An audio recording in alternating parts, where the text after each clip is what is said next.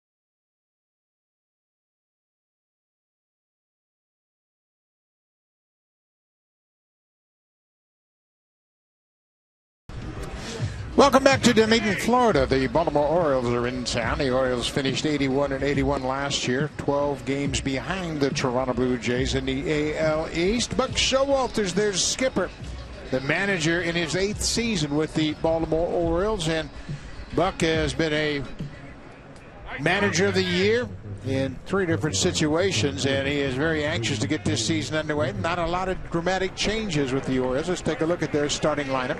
Joey Rickard, a Rule 5 player from Tampa Bay, he'll lead things off. Jonathan Schoop last season a terrific year. He was injured early in the season but still had a 15 home run season. Ryan Flaherty, Blue Jays know him well. Third baseman today. He's got 9 home runs. Jay Happ throws strike 1, and we are underway. This is Joey Rickard. We mentioned a Rule 5 player. He goes after the pitch and lifts a lazy fly ball into center. Kevin Pillar with the catch. Take a look at the starting pitcher. The starting pitcher brought to you by Scott's Turf Builder. Green Max Lawn Food. Get a deep green lawn in just 3 days. Jay Happ reacquired by the Toronto Blue Jays. Traded to Seattle for Michael Saunders. Went over to Pittsburgh at the deadline last year. He won 7 ball games, pitching 11 starts, and ERA under 2 as a free agent in November, back in a Blue Jays uniform. 3 years, $36 million for Jay Happ, and it didn't take him long to sign on the dotted line. He's happy to be back with the Blue Jays. Jonathan Schoop, another fly ball. This one deeper to center, but Pillar's got room. 2 fly ball outs here to start the ball game.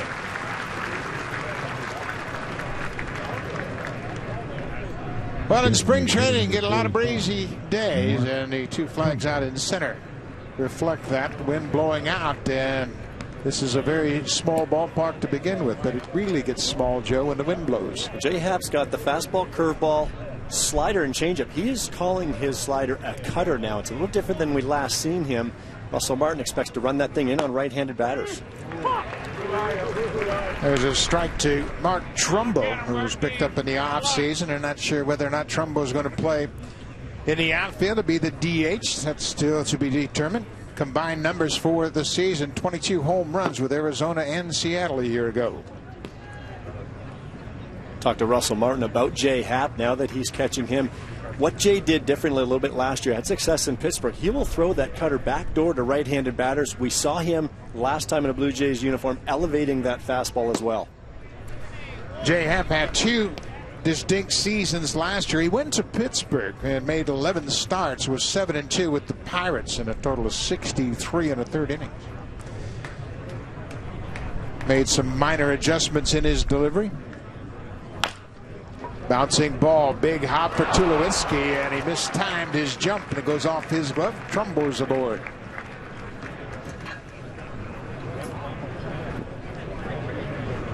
That is a big chop right in front of home plate, and it looked like Troy was on it, but then he realized he perhaps over pursued that just a bit. By the time he jumped up, it was over top of that glove.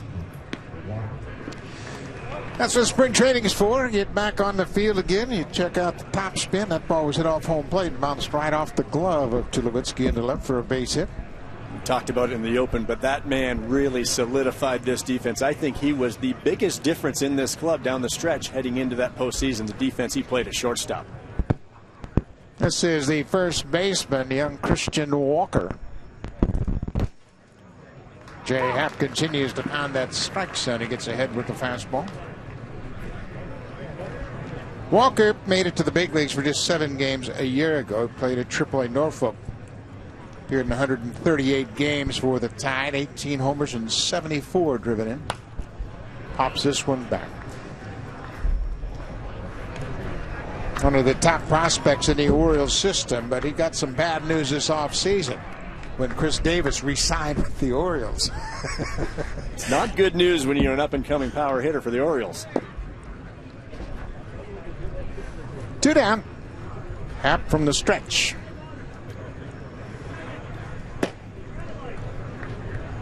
Jay Happ, as we mentioned, spent 3 seasons with the Blue Jays. Went 19-20 in those 3 seasons. Appeared in 58 games, made 50 starts. Originally signed by the Phillies, drafted in the 3rd round in 2004. Another good fastball. Joe, we talked to Jay Happ about his run in Pittsburgh, and he said the biggest thing was he was just more aggressive, using that fastball more frequently. Jay has a very good fastball. He's a big guy, but what he also does, and I talked to Russell Martin about this, he's already seen that from Happ, is he's quick getting that ball out, and he can be kind of sneaky. When that ball is about 93, 94, and you elevate it just a bit, it looks good to the hitter, but it's tough to get to. Of course, we saw Jay back in 2012 against the Texas Rangers strike out 6 straight batters and a stretch of 7 strikeouts in 8 plate appearances.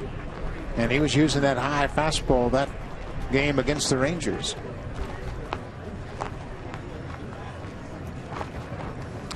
One and 2 to Walker. Off the end of the bat. Goins waits on it. He'll go to first. Good inning for Jay Happ. Good start.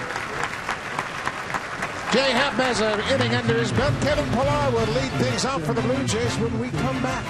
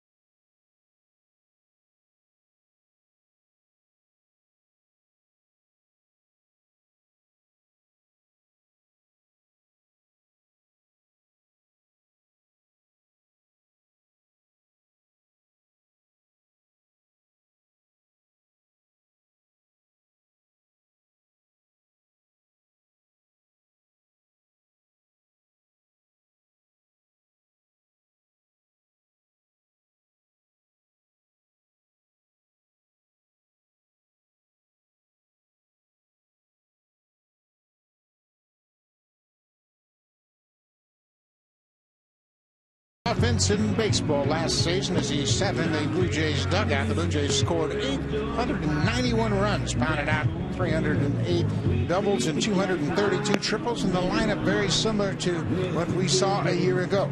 Kevin Pillar will lead things off today. Then Josh Donaldson, he did MVP season last year, 41 homers, 123 RBIs, and he was the Hank Aaron Award winner as well. And then the catcher, Russell Martin, he had a career-high 23 home runs last year. Martin started 113 games behind the plate, and his workload this season not quite as intense as last year, his first with the Blue Jays. This is 28-year-old Vance Worley making his start for the Orioles this afternoon. Buck Showalter sees Worley as possibly a swing man. He's a fastball slider guy, really a 2-pitch pitcher, and in his career he's had more success out of the bullpen last season with the Pirates. 23 games, he started 8 of them. I think Bucks can see him as a guy that this is a starting rotation that had its struggles last year in Baltimore. The offense, as we know, everybody in the East can hit. The Orioles are right there with the Blue Jays offensively, but their starting staff, a little bit of a struggle. This is Kevin Pillar in the leadoff spot. Of course, that's one of the questions the Blue Jays have to answer here in spring training. Who's going to hit top of this lineup? I like the guy that's standing there right now myself.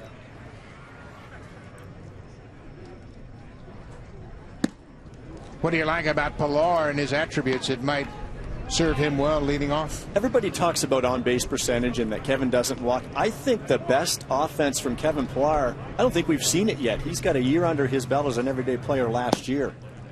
And I think that's going to help him by leaps and bounds. I talked to Brooke Jacoby about Kevin. I talked to Kevin himself, and he's got a bit of a different approach. It's a bit of a quieter approach. He had that toe tap last year, which is almost a 2-step process to hitting. Pillar started out the season playing left field, and then when Dalton Pombey got off to a slow start, Pillar moved into center and took over that spot defensively.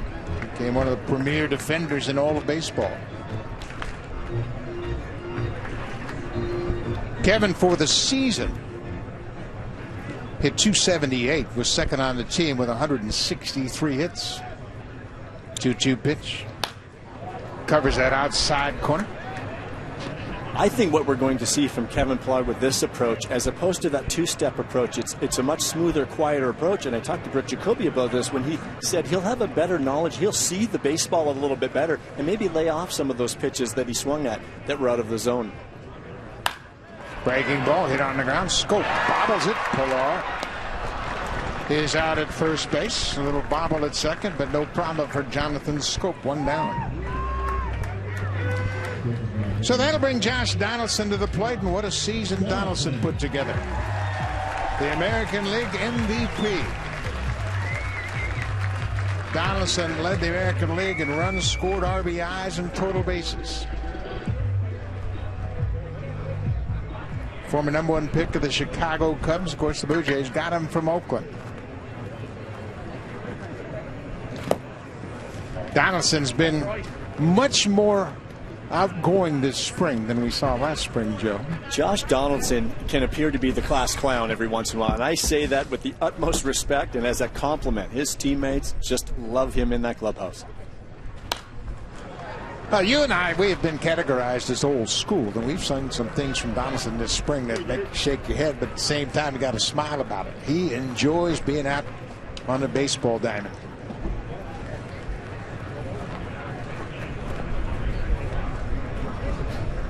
Ball on the strike.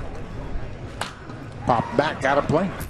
Donaldson has this portable speaker, if you will. It's wireless, and they play music. I mean, he's got it in his back pocket. Had it throughout the spring over at the Bobby Maddox complex. And during batting practice, the music was pounding around the batting cage, and everybody seemed to enjoy it. And then he puts it in his back pocket while he goes out to shag in the outfield. Have music will travel. Another foul back on a hanging breaking ball. Well, he is much more at home this season, and everybody will think back to last year, and Donaldson certainly made a point in Houston when the Blue Jays were in the process of being swept 4 straight when he said, "This is not the Tri-League." Pop down the right side, heading toward foul ground. Christian Walker on a warning track, and he's not going to get there. He followed it up with, "It's the get it done league." And I really look back at that season and think that was probably the single most important quote that was said over the course of the 2015 season by anyone in a Blue Jays uniform. And just brought everybody into focus and reminded everybody what you're here for. Interesting thing about Donaldson and his great season with the Blue Jays, he hit his first home run at Skydome, Rogers Center, against the Blue Jays when he was playing for Oakland. Hit that off Dana Even. Off the outside edge.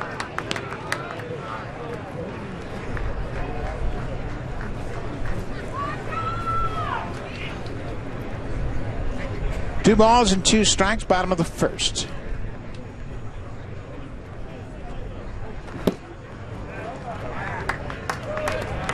Joe, we talk a lot about the depth of this lineup, but you see Donaldson in the 2 spot. Note Jose Bautista yet. He's going to delay the start of his spring a little bit. Nobody's concerned about that at all. And now you got Tulowitzki hitting behind Donaldson. Pretty impressive lineup. I don't care where you look in the order. High fly ball to left. Alfredo Marte drifts back onto the warning track to make the catch. 2 down. Donaldson's retired on a fly ball to left. Well, and you think about the 2-3-4 of this lineup with Donaldson, Bautista, and Edwin Encarnacion, probably arguably the best in baseball. But you can also look around, and you talk about depth. You talk about a Kevin Pillar and what he did at the bottom of that Blue Jays order last year and setting the table for the big boys. Ryan Goins now getting a chance to be the starting second baseman, perhaps, getting everyday at-bats. And that's one thing Ryan said. It's an unbelievable feeling when you know that you are going to be penciled in that lineup all the time. So providing that depth at the bottom and possibly Kevin Pillar at the top should be very intriguing.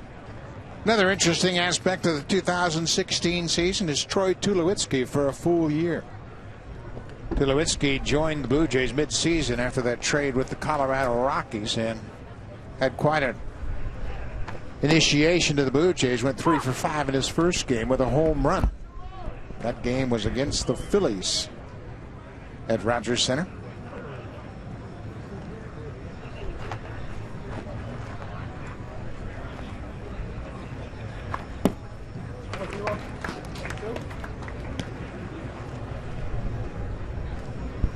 You notice Troy Tulowitzki incorporating a bit of a leg kick this year, and I asked him about that, and his answer really intrigued me. He just looked at me and said, I'm just trying to get better. And this is coming from a 10-year Major League veteran, superstar, trying to get better. And that's been a theme of this camp. And we talk about Josh Donaldson. He's been talking a lot to Tulowitzki and Martin. They all talked about Bautista, about what they do at the plate. And they're just sharing information. It's really a good exchange. Russell Martin was talking with Donaldson a couple days ago around the batting cage about opening up that front side. And that's where Donaldson gets so much of his power, bottom half of his body. Tulowitzki tied up on that inside pitch. Troy Tulowitzki has 193 career home runs. He hit 5 since joining the Blue Jays, and then had a big postseason. Had 11 RBIs. He and Bautista led the Blue Jays in that department during the postseason.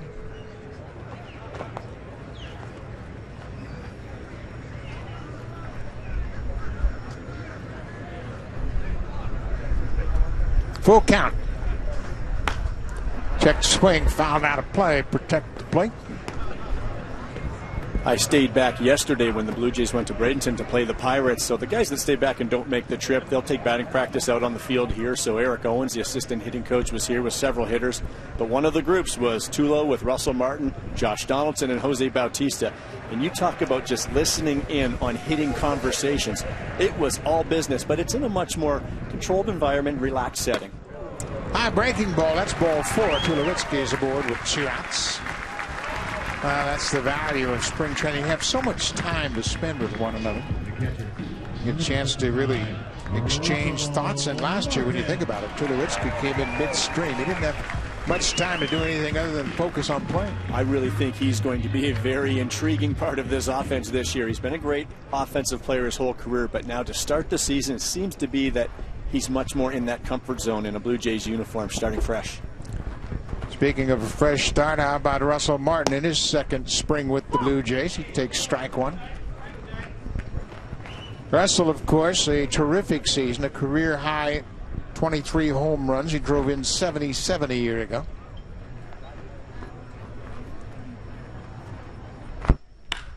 There's a drive toward the wall in left. Marte on the run, makes a nice over-the-shoulder catch. Martin put a charge in it, but it's run down in left field. Good at bat for Russell Martin. We've played an inning here in Dunedin. There's still no score. Troy Tulowitzki, part of the Blue Jays for a full season.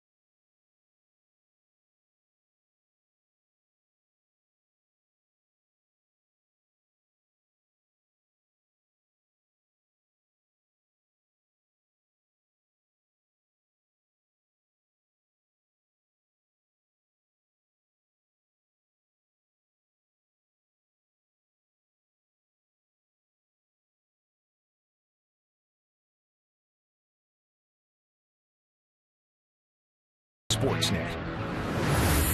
Brought to you by Scott's Turf Builder Grass Seed with Water Smart Plus coating. Grows grass quicker and thicker. Guaranteed.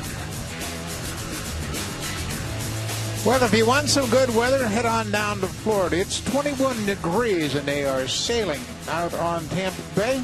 Gorgeous afternoon here. And I know, looking at the internet, -1 in Toronto, but it won't be that long. The Blue Jays will be home, and it'll warm up again. I can promise you that. Jay Happ in his second inning of work delivers a strike, and Joe Jay's thrown a lot of strikes early in this game. Out in that strike zone, I talked in the first about that slider of his that he likes to call a cutter, and Jay says it's a mindset for him. You can call the pitch whatever you want, but what's really important is, as a pitcher, what you are thinking, and that's exactly what he's doing. He's thinking more cutter. It's a very similar pitch, but a slider will have a little bit more depth, downward rotation. The cutter will be more along the same plane. Bounce toward third. Big hop for Matt Dominguez. Strong throw in time. 1 down. Matt Dominguez, he was with the Houston Astros, had 2 big seasons. He was the everyday third baseman with the Astros, and he was taken off the roster. Milwaukee claimed him on waivers, and he spent last season in the minor leagues with Houston and Milwaukee in AAA. Nice pickup for the Blue Jays, too. When you think about Josh Donaldson at third base and, of course, how much he plays, it's nice to have a little bit of major league experience in terms of depth. This is Dariel Alvarez, the right fielder for the Orioles.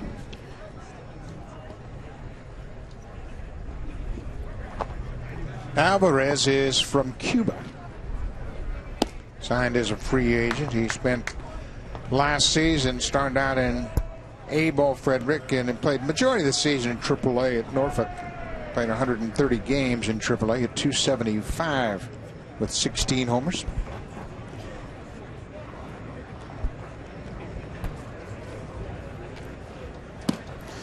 Joe, you mentioned the mindset of Jay Happ, talking about his pitch as being a cutter, not a slider. And how can that help him mentally with the mechanics of executing that pitch? I think the biggest thing is important for him is repeating that delivery, but getting to his release point. Sometimes pitchers with a slider, they'll think too big, or a breaking ball, curveball, they'll think too big, and that'll get you to come out of your delivery a little bit. It's easier to repeat that delivery and release point if you think smaller. The cutter is just really, it's a cut fastball. It's just off the fastball. Well, another good pitch, and Jay is really pitching with a lot of confidence early on. Most starters in spring training, first time out, they will throw a couple of innings. This will probably be the second and only inning, second of 2 innings for Happ. See where Russell Martin is set up right there, and Jay was pretty good at getting it to the glove. When pitchers miss out over the plate, you'll see that catcher move the glove in a big way, and that's usually danger zone. As popped up, Justin Smoke will give it a look over into foul ground, but it's out of play. I think the one thing Jay has working for him is deception, and in talking to Russell Martin about that, he talked about being a big guy out on the mound, but he's got a bit of a quick arm, so as he gets going, it gets on you very fast, and that can be very deceiving to a hitter, and that's exactly what a pitcher wants to do, is upset that hitter's timing, and that deception provides that for Jay. Full count to Alvarez, the Orioles right fielder. Another pop of this one playable. Smoke down the line, and that ball drops for a base hit. Dominic Brown, the right fielder, plays it on a hop. Not unlike that pop-up that fell in Kansas City in the David Price game against the Royals in the American League Championship Series. That's Dalton Pompey out there. Pompey and Brown just made the switch before this inning, but that's the old Bermuda Triangle. You've got 3 players, and the first baseman really is out of that. Justin Smoke does not have a shot. As a second baseman, Goins has a good angle to that baseball, but if he's playing up the middle, that's an awful long ways to go. Pompey did everything he could. The right fielder's probably got the best chance at that, but it just was not in the air long enough for one of those fielders to get there. John Gibbons flip-flopping the outfielders after the first inning, and Dominic Brown is now in left field. Pilar stays in center. So it's a base hit for Alvarez. This is Francisco Pena. On the ground, it should be 2. Goins flips to Tulowitzki across the bag, and Smoke with a good stretch. It is a double play. 4-6-3 on the double play, and you're going to see that a lot this season. The Blue Jays might have the best defense up the middle in all of baseball. This time it's Goins and Tulowitzki doing the trick. Right behind home plate.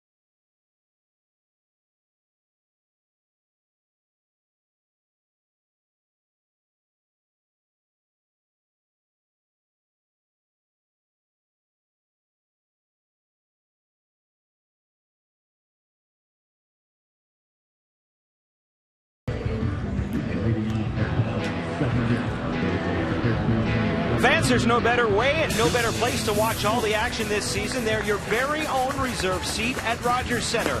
Good news, great seats are still available for season tickets. Go to BlueJays.com or call 341-1234. Buck, I imagine season tickets are going to be a hotter ticket than they have been in the past. You think?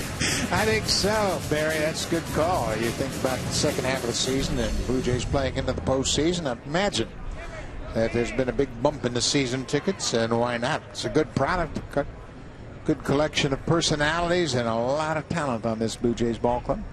This is the first baseman, switch hitting Justin Smoke, who takes a breaking ball for a strike. Smokey connected for 18 home runs a year ago, drove in 59.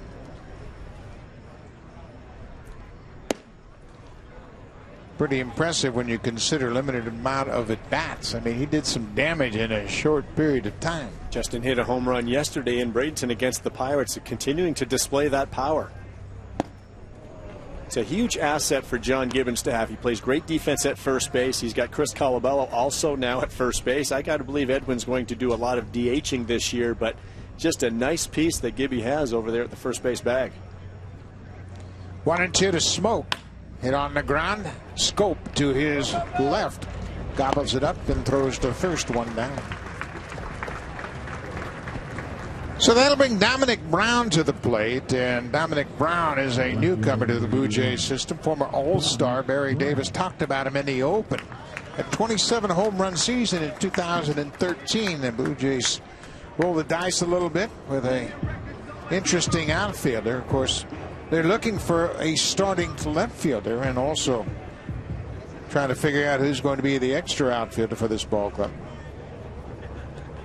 Appeared in 63 games last year with the Phillies. Spent some time in AAA as well.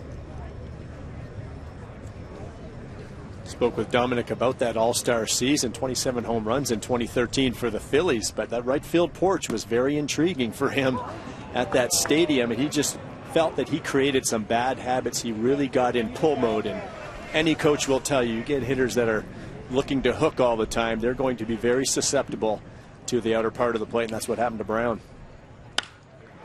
There's a fly ball to center. Joey Rickard out there makes a catch, and Brown's retired, 2 down. Third baseman number 32. Praised to be joined now by the starting pitcher, Jay Happ. And Jay, welcome back to the Blue Jays. Congratulations on a good couple of innings today. Thank you. Felt good to get back out there after kind of competing against yourself all off season, and mentally and physically to be ready, and to get out there against a team with a different jersey on was a lot of fun. Jay, we talked earlier in the clubhouse about this cutter, and I was talking during the broadcast, rather than use the word slider, you're using the word cutter, and you mentioned it was a mindset. Can you explain that to me? Yeah, for me, I the action might be closer to a slider, but for me, I kind of think cutter and say cutter to try to keep it tighter and shorter. When I think slider, I tend to get around it, under it, and it gets a little sloppier and a little more flat. So, for me, it's just kind of a way to trick myself into making sure I try to keep that thing tight. Jay, you didn't waste any time re-signing with the Blue Jays. What was the appeal to come back to Toronto? Well, after from a different vantage point, watching what they were able to do last year was a huge plus, and something I wanted to be a part of after kind of missing out on it for a couple of years here. And then some familiarity. Pete Walker and Gibby, guys I respect a lot and really had a good relationship with. So, I felt comfortable coming back with those guys on board and try to join and help this team get back and do a little bit more than they were even able to do last year, hopefully. Jay, great to have you back. Congratulations on coming home again. Thank you. I appreciate it. That's Jay Happ as the Blue Jays go down quietly in the bottom of the second. We've played a couple of innings, still looking for the first runs of the ball game. You want to get your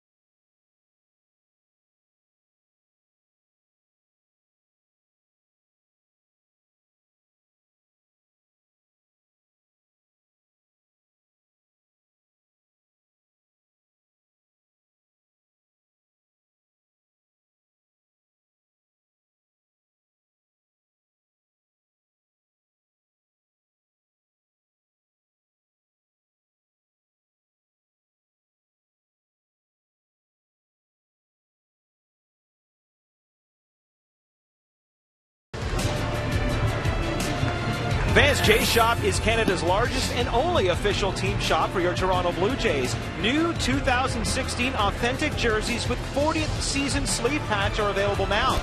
Get yours at jshop.ca. I'm sure you could get one here at the ballpark, Buck, and maybe buy one of those new hats that they're wearing for spring training this year. Nice new look.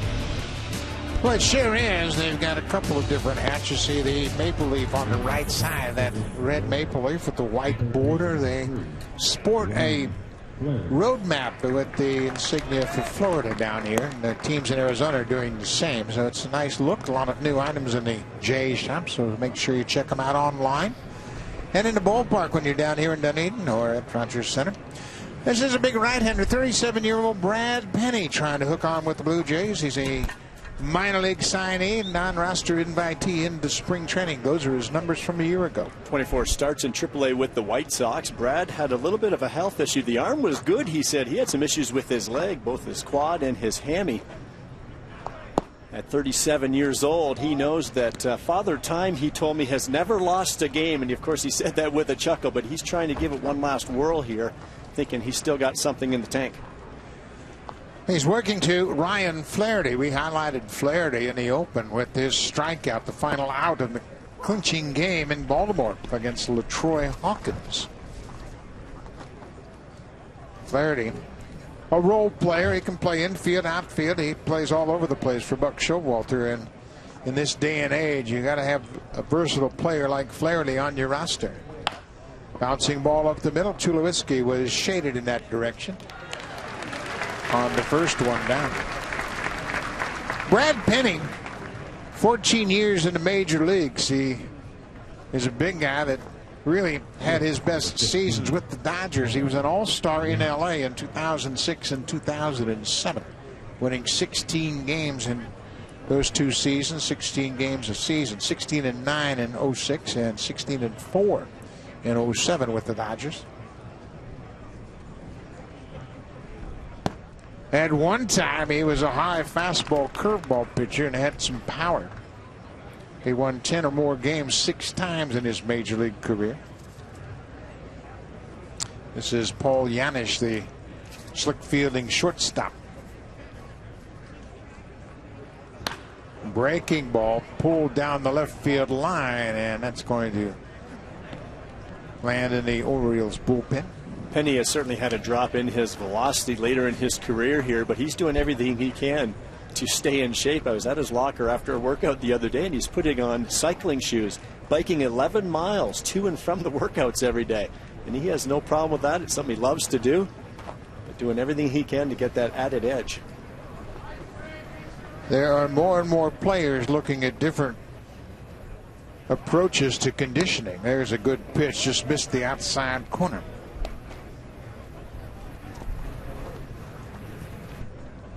Russell Martin really getting outside for the veteran Penny. Hit the glove. That's a perfect pitch. It's exactly what he wanted to do with it, just missing off that outside corner, not getting the call from Eric Cooper. Changeup pulled foul at home plate.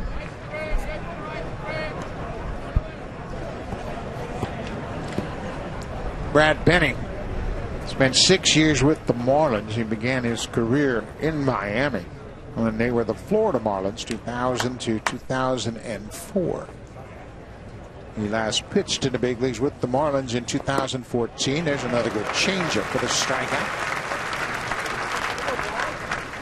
First strikeout of the afternoon for the Blue Jays. Was doing a good job keeping the ball down in the zone. Look at the target by Russell Martin, saying get it down here, stay down in the zone, and that's exactly what Penny did. He knows that when you don't have the velocity you once had earlier in your career, you have to locate better. Nice job by giving the target by Russell. Nice job by Penny executing the pitch. Well, Russell Martin certainly knows all about Brad Penny. They were teammates in their Dodger days. Of course, it was a different Brad Penny that Martin was working with at that time. This is Joey Rickard back at the top of the order, the leadoff man. Mentioned he's a Rule 5 player picked up from the Tampa Bay Rays organization. Rickard played in the Dominican Republic in winter ball and led the league during the regular season with 32 RBIs. Hit 6 home runs during the Winter League.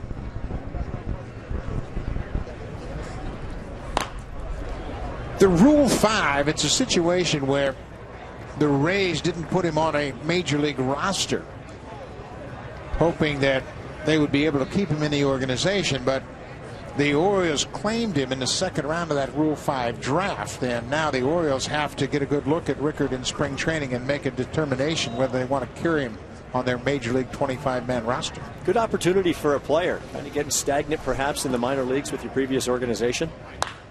Pulled on the ground. Nice play by Dominguez at third. Across the diamond. Good inning for Brad Penny. Couple of ground outs and a strikeout. Good play, and he acknowledges the defense at third. And now time to get out your different shoes. Take a look.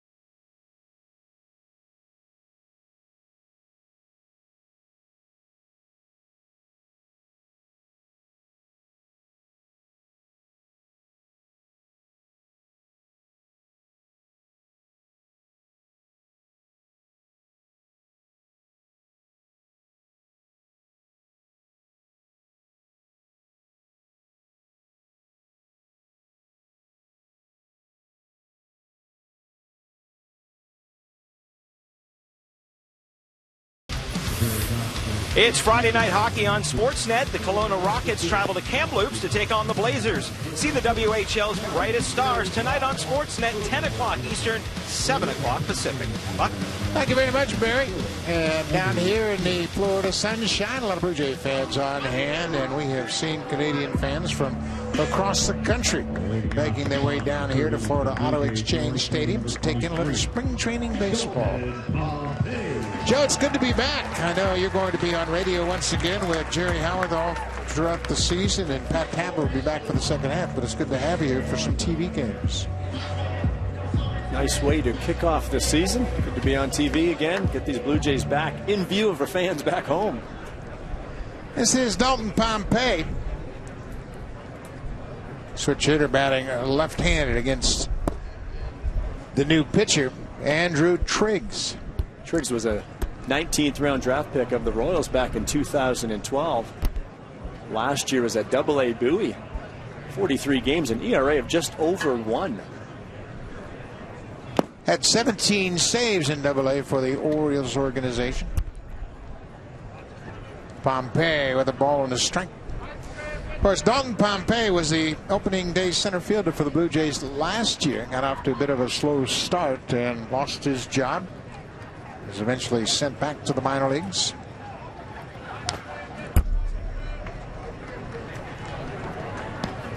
When you think about the new front office with the Blue Jays, Ron Shapiro and Ross Adkins, they are big proponents of a young player getting seasoning, getting his feet on the ground in the minor leagues, and might be a challenge for Pompey to make this team out of spring training, but that's not a bad thing. Spoke with Mark Shapiro the other day about Dalton particularly, and obviously he comes from such a player development background, Shapiro does, and when you look at a player like Pompey and how quickly he progressed through that Blue Jays organization, and I think in the words of Shapiro, a little too quick, and you never like to rush that development. He's got a lot of talent. I think Dalton's time will come, but I think he will be better served playing every day in AAA, and then perhaps if the need arises, he'll be available.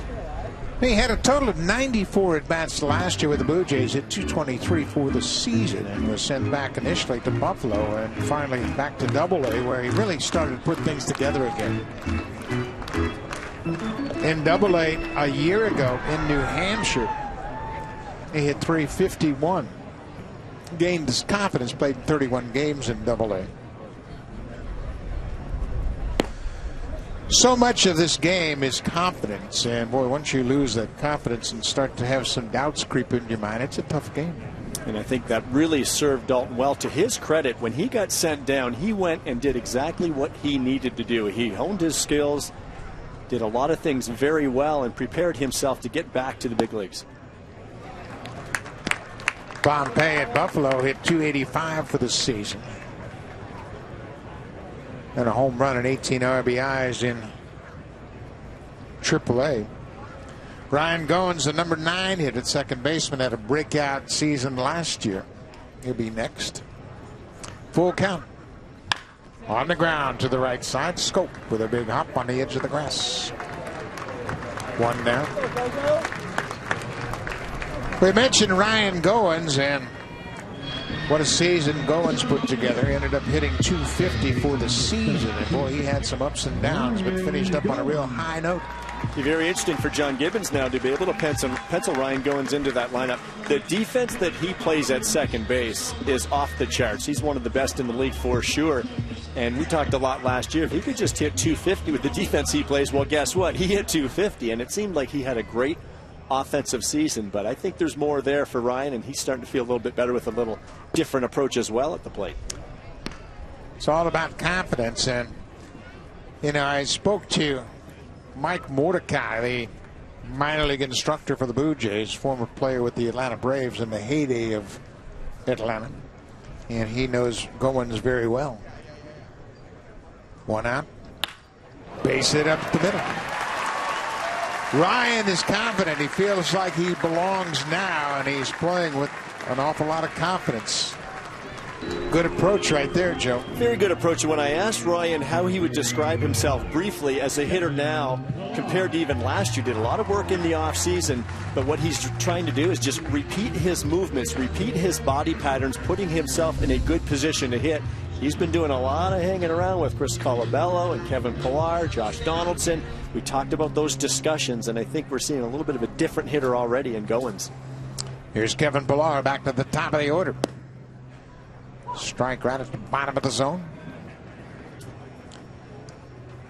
Pillar grounded out to second his first time up.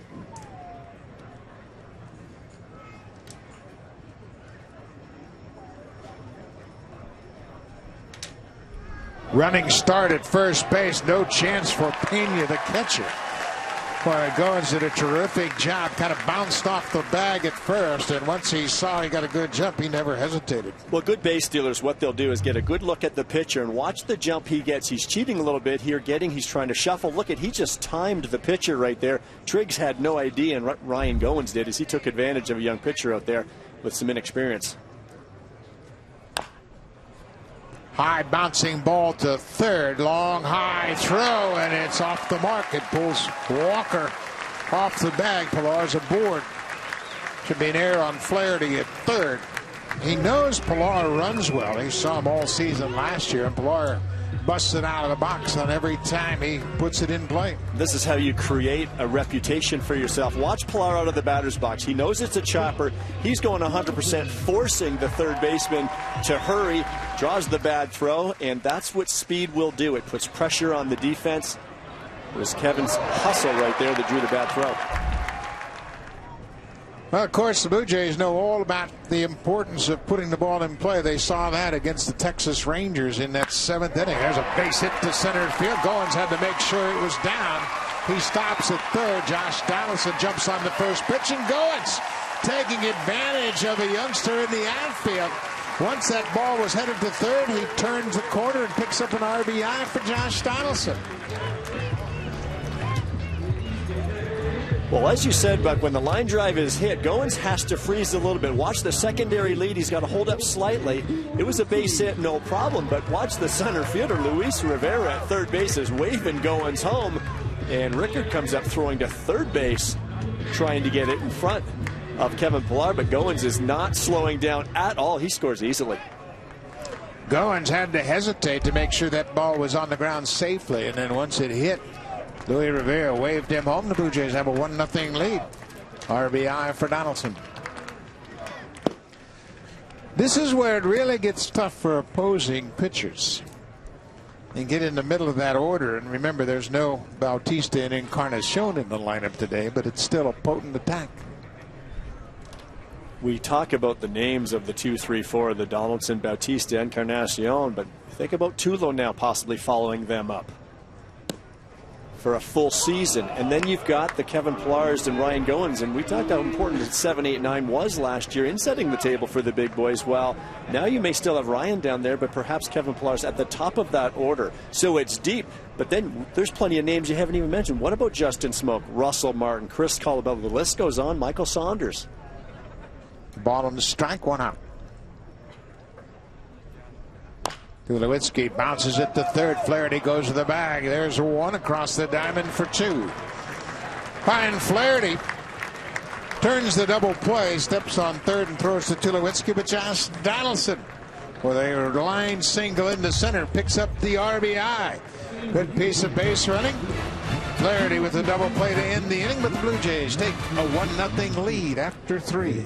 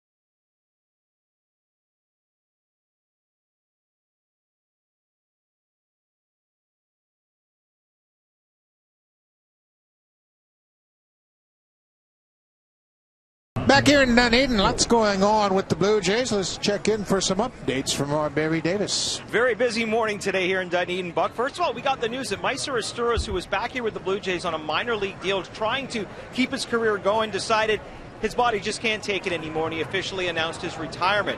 On the injury front, and really the first significant injury for the Blue Jays this year comes in the form of Aaron Loup. He had a bit of soreness in his right elbow, his left elbow. He was feeling better. He tried to throw a bullpen yesterday. He shut himself down, went for an MRI, and they found that there is a little bit of damage, but the good news is there's nothing really structurally wrong with it. It's just a bit of a strain. They're telling him to shut it down for the next 2 weeks. Now, Aaron Loup told me that his goal is to be ready for the beginning of the regular season. That's his goal. John Gibbons says that might be a little bit stretched to try to expect him to come back that soon. Either way, not good news for Aaron Loup. He was fighting for a job this year, Buck. He had a tough year last year. He acknowledged that and realizes that spring training is very important to him this year. Well, it sure is, Barry, and you know what? That's the nature of the game. You just hold your breath throughout spring training, hoping that you don't go through any injuries. But around baseball, there's been some significant injuries already this season. The Dodgers lost Brett Anderson, possibly for the season. He is looking at back surgery. He's had back issues in the past. Cameron Maybin, back with the Tigers, suffered a broken hand when he was hit by a pitch from Luis Severino. There's a drive deep to left off the bat of Mark Trumbo, and this one is gone. Well, Mark Trumbo, with 22 home runs a year ago, was signed by the Orioles to add some pop, and he has tied it up with one swing of the bat.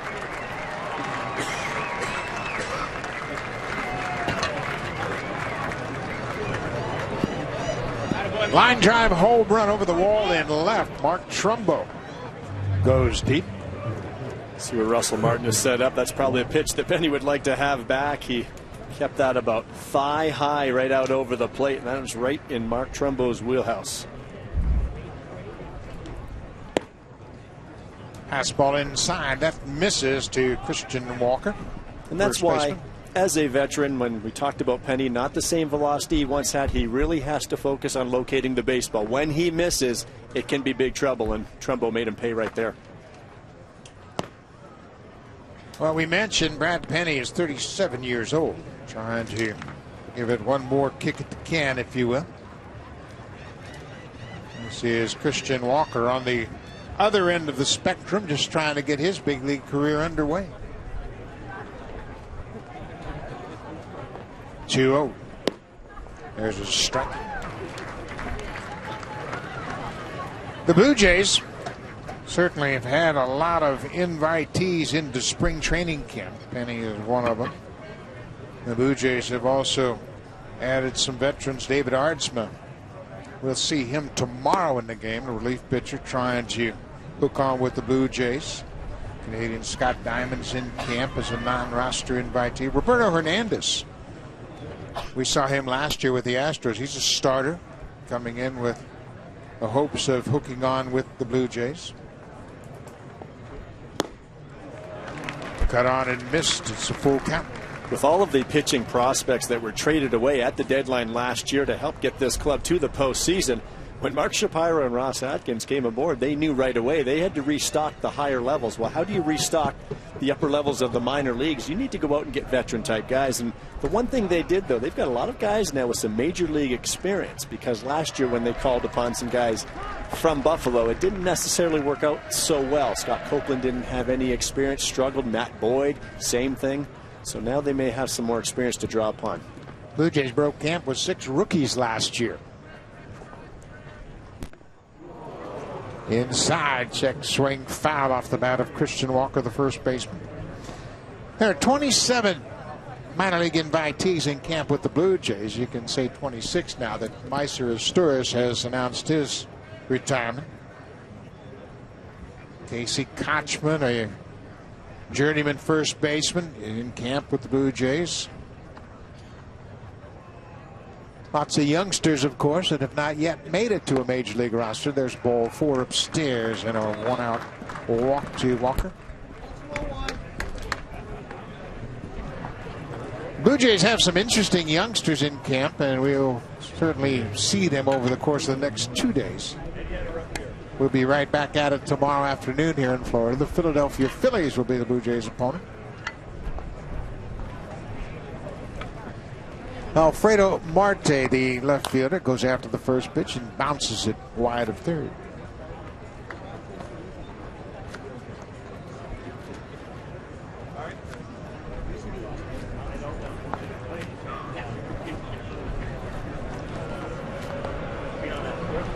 When you look at some of the veterans that were brought in, and you listed a few, now if these guys are in AAA and their need arises at the major league level, and you have to go down, and maybe it's a Scott Diamond, maybe it's Roberto Hernandez, these veteran arms that know how to pitch at the big league level. Ground ball up the middle, and it'll sneak through for a base hit.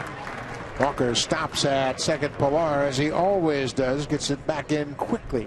Keep the double play in order. Base hit for Alfredo Marte.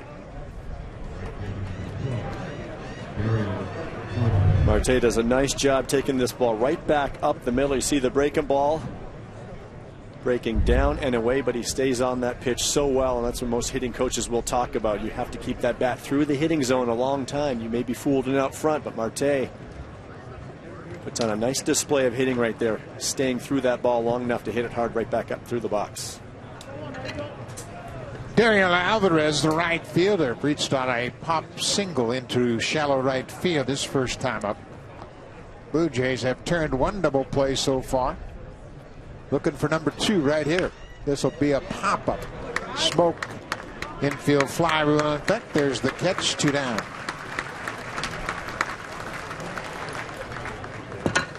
So Penny got that ball in on the hands of Alvarez and gets the pop-up. Now he'll try to strand a pair as he works to Francisco Pena. Pena was with the Royals last season. We saw him in the postseason. He's the son of Tony Pena, good-looking young catcher, trying to establish himself here with the Orioles. Of course, the Orioles have Matt Wieters and Caleb Joseph, their first and second catchers in the big leagues. Pena is now 26 years old. He got up to the Royals for a cup of coffee in 2014 and once again in 2015. Appeared in just 8 games last year. Takes an off-speed pitch for a strike.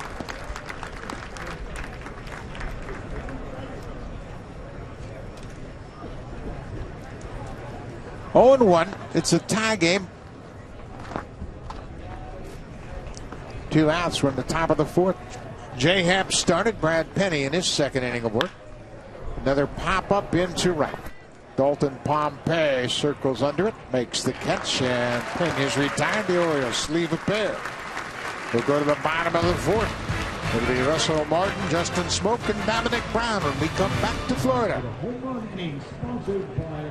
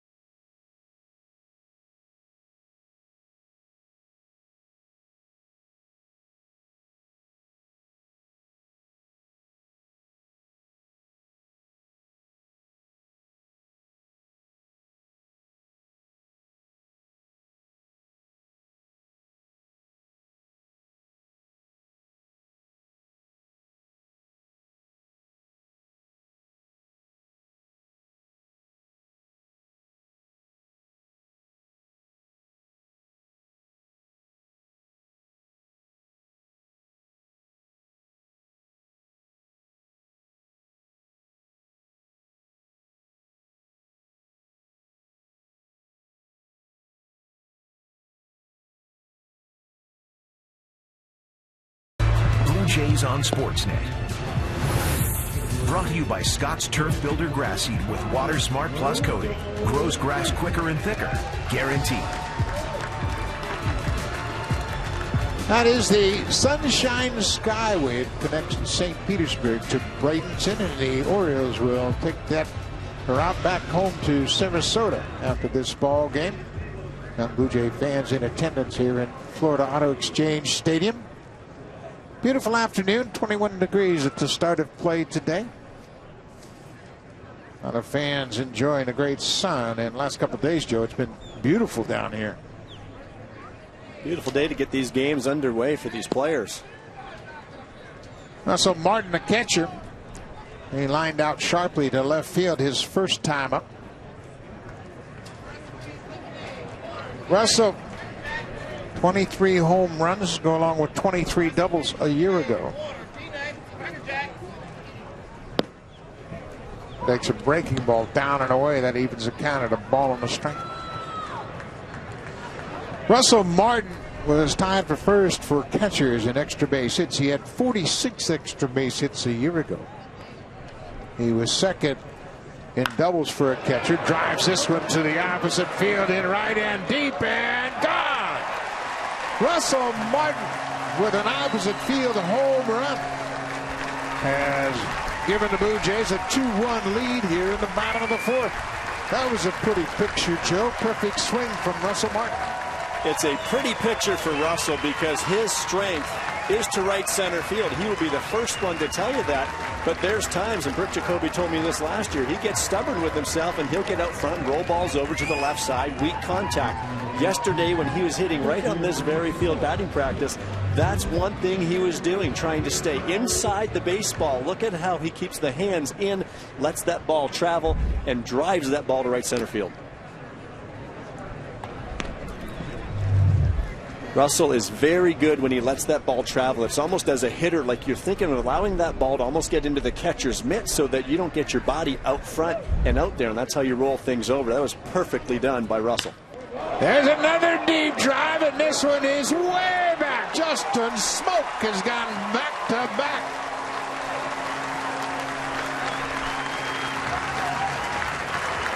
They told you this lineup is deep, and I don't care where you are. They can put a hurting on you. And this is why it's unfair when you talk about this lineup to just talk about 2, 3, 4. There's so many weapons, 1 through 9. There's 2 more of them right there, and their power on display today. Justin Smoak homered yesterday in Bradenton, and this was an absolute no-doubter. Well, that's a pretty picture. Blue Jays once again pounding out home runs. 3-1 Blue Jays. This is Dominic Brown. Dominic's got some pop. He had 27 home runs in 2013, his All-Star season with the Blue Jays. Breaking ball outside. I think Pete Walker sitting in that dugout saying, I'm glad I don't have to teach pitchers to pitch against this lineup. Well, Josh Donaldson said it early in the spring. He said, you know what? This is not an easy lineup to face. We mentioned the Blue Jays a year ago. Led the American League in runs scored. They scored 891 runs and hit 232 home runs.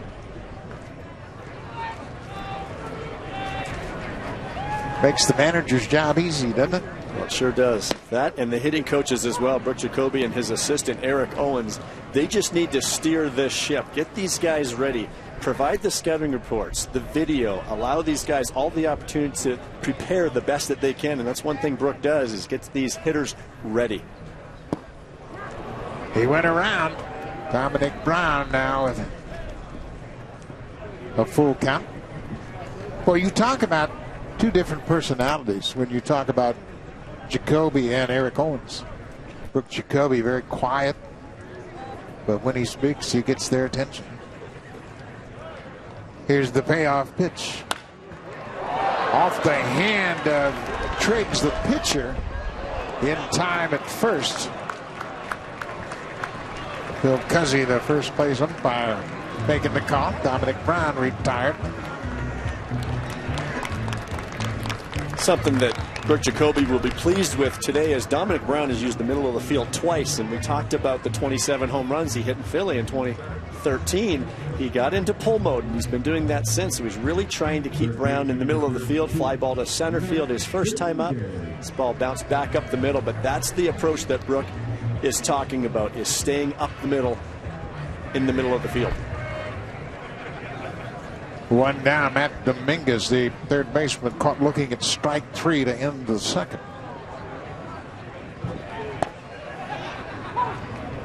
Let's take it a step further with that approach. What does that do for you as a hitter as far as your ability to recognize pitches? Well, the one thing it does when you think more middle of the field, and we talked about earlier with Russell Martin, you're allowing the ball to travel longer. Generally then you will be quieter with your body. When you're quiet with your body and your head, you can enable yourself now to see the ball a lot better and a lot deeper into your stance. Matt Dominguez behind 0-2.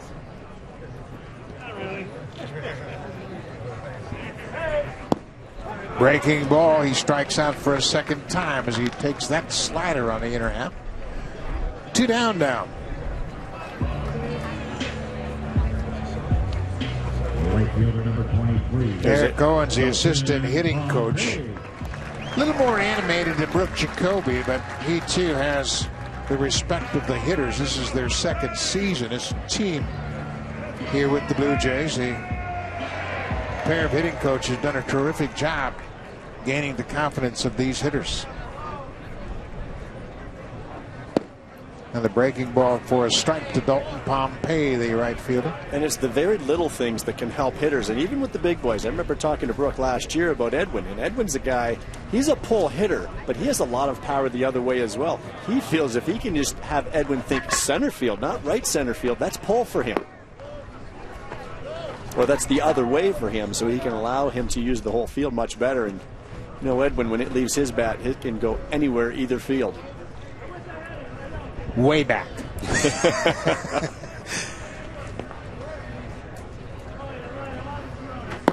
Inside. 2-1 to Dalton Pompey, the right fielder. Dalton played the first inning in left field and then switched over to right field.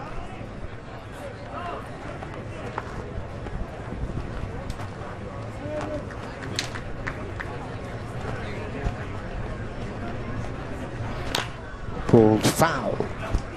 Dalton talked about his experience last year in that postseason and the stolen bases. And, you know, a lot of people, you just see a guy come running out of the dugout stealing bases. Well, there's an awful lot of preparation that goes into that. He would be down inside watching pitchers, looking at their tendencies, watching videos.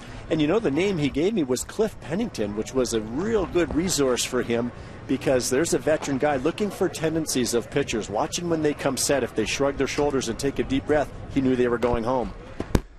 That foul ball, he stays alive. Dalton Pompey only had one at bat in the postseason, but he was 4 for 4 in stolen bases.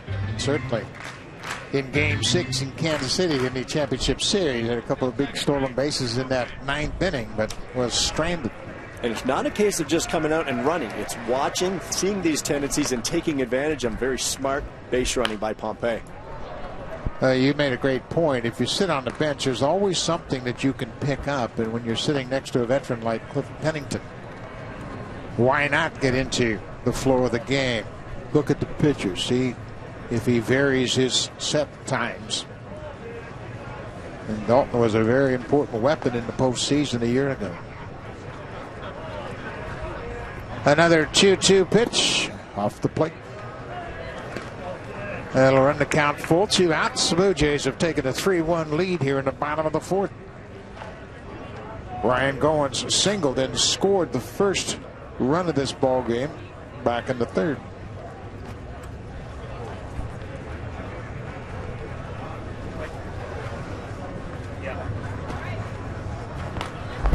Good cut by Pompey. He stays alive.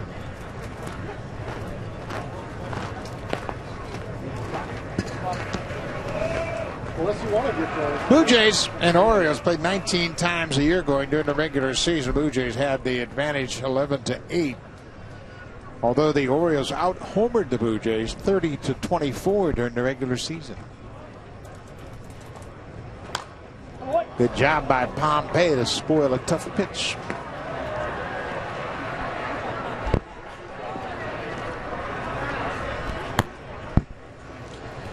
Buck Showalter knows when these two teams hook up, there are going to be some fireworks. Obviously, there's the relationship between Jose Bautista and Darren O'Day, but these two ball clubs have tremendous respect for one another, and they are both power-laden lineups.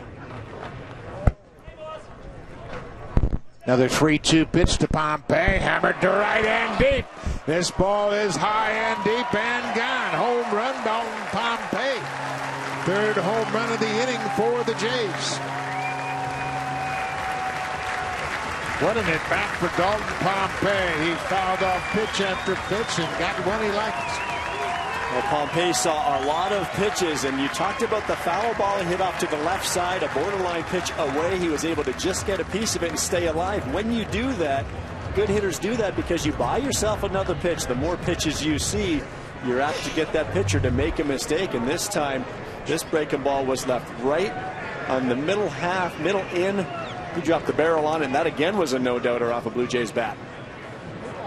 Well, the Blue Jays bats have come alive here in the 4th.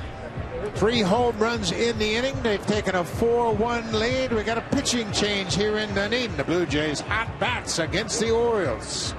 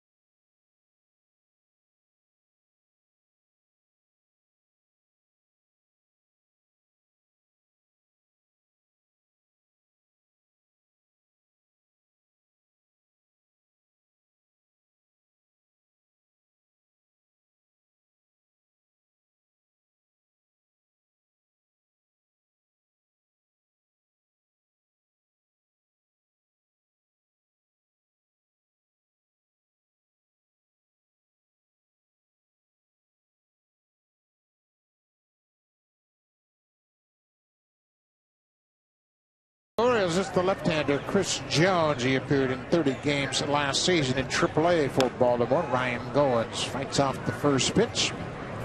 Jones was a 15th round pick of the Indians back in 2007. Spent his season in AAA last year in Norfolk. 2.94 ERA in 30 games. He started 22 of those.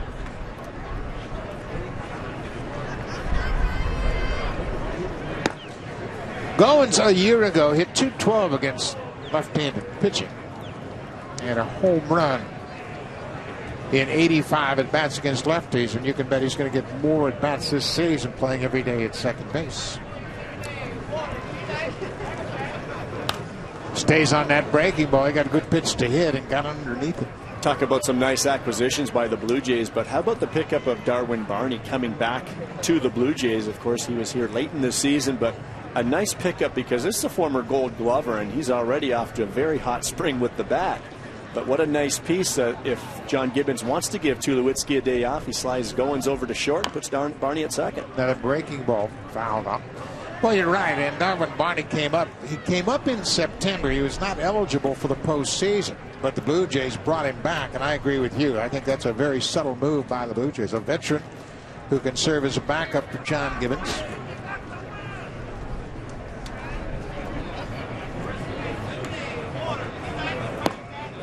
Fastball in the corner. Goins is down on strikes, but the Blue Jays break out the fireworks here in the fourth. Russell Martin gets it started in opposite field, a home run. He had 23 a year ago. Then Justin Smoke says, how about me? They go back to back. And then 2 outs later, Dalton Pompey on a 3-2 breaking ball. Third home run of the inning. The Blue Jays have taken a 4-1 lead.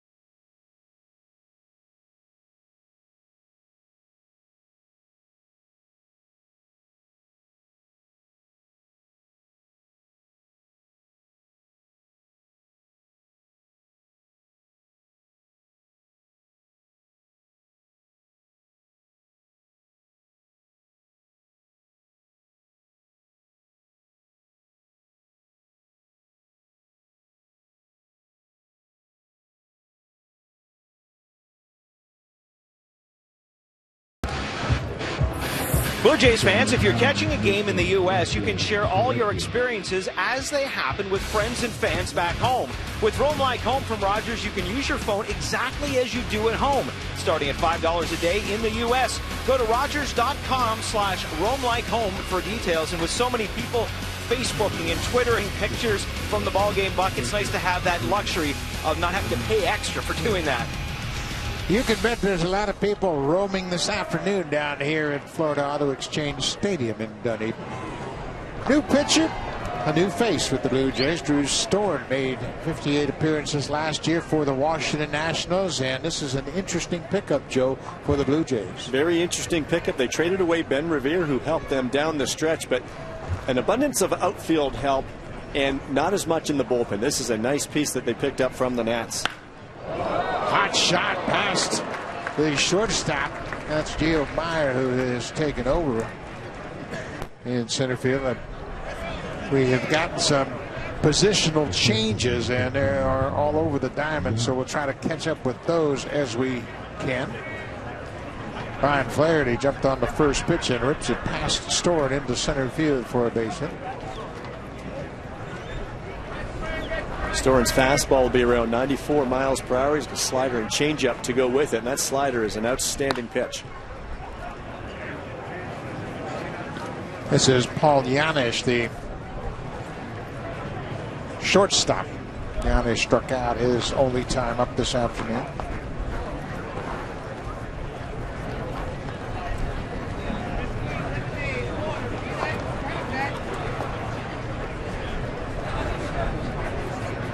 Top of the 5th inning as a fastball inside. Storen will vary his deliveries to the plate. He does a nice job with runners on base, and he talks about just trying to upset hitters' timing. He'll have a little bit of a hesitation sometimes. Other times he'll quick step like he did right there. Got a little hesitation, as you mentioned, and that can really be disruptive for a hitter as he's trying to time up the pitches from Storen. He's now 28 years old. He was drafted by the Nationals out of Stanford University. Ball and a strike, nobody out. Upstairs. One thing he tries to do when delivering the ball home, he really tries not to separate those hands too soon. He wants to keep them bound up tight, everything in compact, so that it's almost a short arm to unload towards the plate, so that ball kind of gets on that hitter, sneaks up on him a little too quickly. Ball foot, 2 aboard, nobody out. Let's check in quickly with Barry Davis. Thank you very much, Buck. And as we see Drew Storen on the mound today, had a chance to talk to him early on. First of all, he is so thrilled that he had the opportunity to become a member of the Toronto Blue Jays after really losing his job a couple of times last year. But as I was doing the interview, I said to him, boy, I know something, Drew, you are very articulate, you're very good with interviews. He said, well, I learned very well from my father, who told me it's very, very important to be articulate and be good when dealing with the media. And Buck, you know exactly who his father is because you worked with him for quite a while. I sure did. I worked with Drew's father, Mark Patrick, on Baseball This Morning on XM Radio for 5 years. So I've known Drew since his high school days. He grew up in Brownsburg, Indiana, outside of Indianapolis. He's always been athletic, and his father's done a great job of making sure he had everything he needed to become the player he is today. Pilar says, I've got to pop into center. He gets there, makes the catch, and Joey Rickard is retired. But Storen has had an interesting run. He had 43 saves in 2011 with the Nationals. He was 43 of 48. He lost his closer's role 3 different times while he was in Washington. Very disappointing, I'm sure. And last year, the final straw was when they traded for Jonathan Papelbon. So tough on a pitcher when you're doing your job and doing it pretty well. They bring in a new guy, and it just seemed to, you wonder how much it affects a person mentally. And then as soon as that mental game creeps in, you talked about it earlier, that doubt creeps in, and it just unraveled a bit for him. Now, Storen throws both pitches, all his pitches to both sides of the plate, whether it's a fastball or a slider. Throws the changeup to right-handers as well as left-handers. This is Jonathan Schoop batting with a 1 out. Schoop is 0 for 2 so far. There's a slider for a strike, and you can see the tempo and timing that Storen mixes up makes it tough for the hitters. Especially hitters with leg kicks, and Storen talked about that. And you look at this Blue Jays lineup, they've got a few of them. But those hitters with those leg kicks, that's a timing mechanism. So it makes it much more difficult. But you'll see him each and every pitch here alternating what he does and varying things up.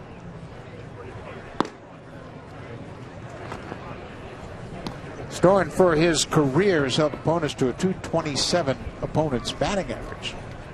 So he's tough to square up, as you mentioned, Joe. Shaking off getting that sign from Martin, the runner on second base.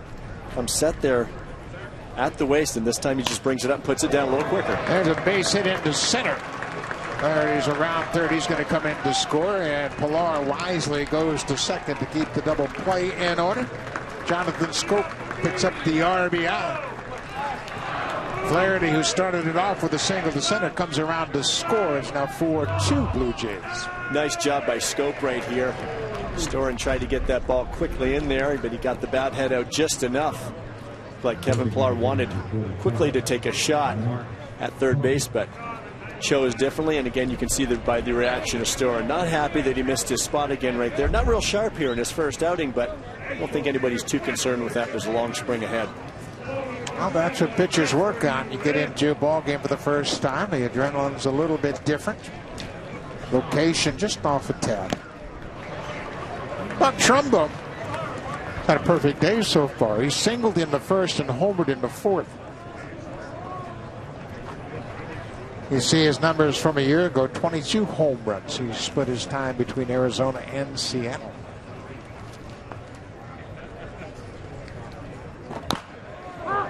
Foul ball, that's fouled off Trumbo's leg. Storen's a very good athlete. He's a good fielder, and you can bet that he's thinking about a double play right now. Make a pitch, get a double play. To prepare for these games, pitchers will throw regular bullpen sessions the early days of camp. Then they'll throw a live BP session, which is against hitters, but with the cage out there on the field, so not a real game setting. So when they get into the game for the first time, it's very different. Got the adrenaline rushing a little bit. That ball got away from him, missed inside. It's 1-2. Storen has 95 career saves. Breaking ball on the ground. Dominguez at third to the second baseman, Birdie. Back to first, double play. Casey Kotchman at first base completes the double play. And Storen is out of it. Orioles score a run on 2 hits and a walk.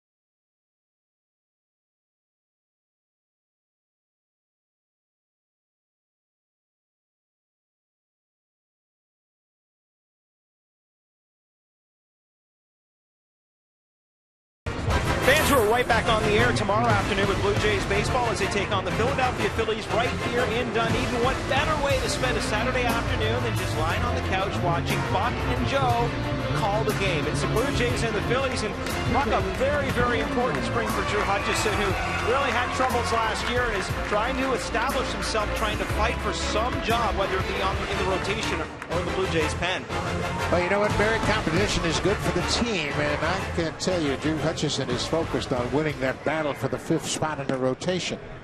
Since Kevin Pillar reached on an error in the 3rd, he is officially 0 for 2.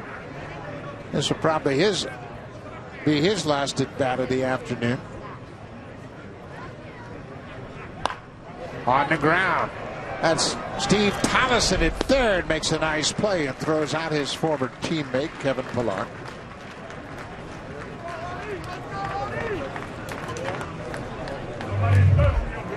See, Tollison, veteran utility infielder, outfielder, did a little bit of everything for the Blue Jays. Nice job there, ranging to his left, spinning and putting that throw on target.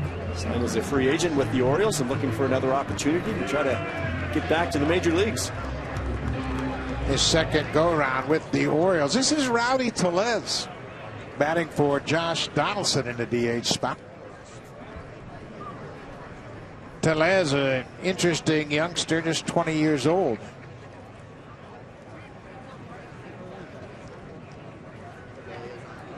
He 14 home runs last season. A tough league to hit in down here, too, in the Florida State League. Well, he broke his hamate bone and finished up strong in the Arizona Fall League. Several of the Blue Jays' younger players played in that Fall League and fared very well. Base hit for Tellez.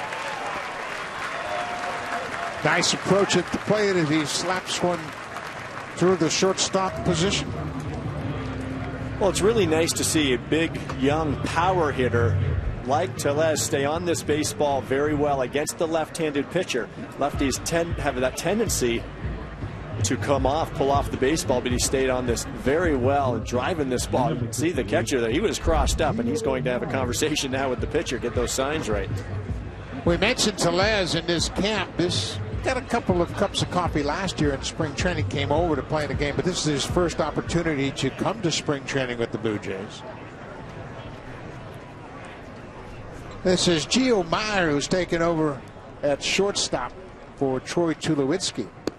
Meyer was signed as a 6-year free agent out of the Houston organization. Good-looking young player, Joe. Another addition to the depth of the organization. Probably going to play at AAA Buffalo. I spoke to him today about what happened in Houston. Last year, he went back to AA. He had played in AAA the season before, but kind of shook his head and said, I don't really know what happened, but I fell out of favor with the Astros. There's a liner to short. Tellez gets back ahead of the throw from Yanish as Meyer lines out to the shortstop. Pitch hitting for Russell Martin. One down. Russell Martin Sanchez. hit the first of 3 home runs back in the 4th inning. Martin and Smoke went back-to-back, and then Dalton Pompey hit a 2-out home run. It's 4-2 Blue Jays as they bat in the bottom of the 5th.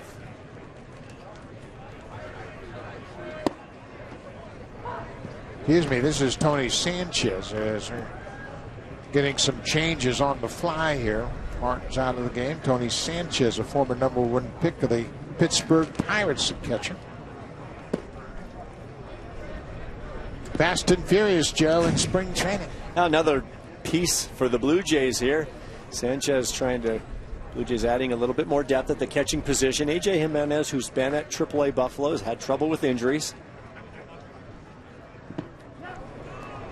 They also signed Humberto Quintero, the veteran. He was in AAA with the Red Sox last season, so they're trying to shore up that backup spot. Losing Diana Navarro is a big deal because Diana was a solid major league. He could be a regular catcher, but he's a solid backup last year, switch hitter and all. It's a big loss. Sanchez is a former #1 pick of the Pittsburgh Pirates. He takes a called strike on the inside corner.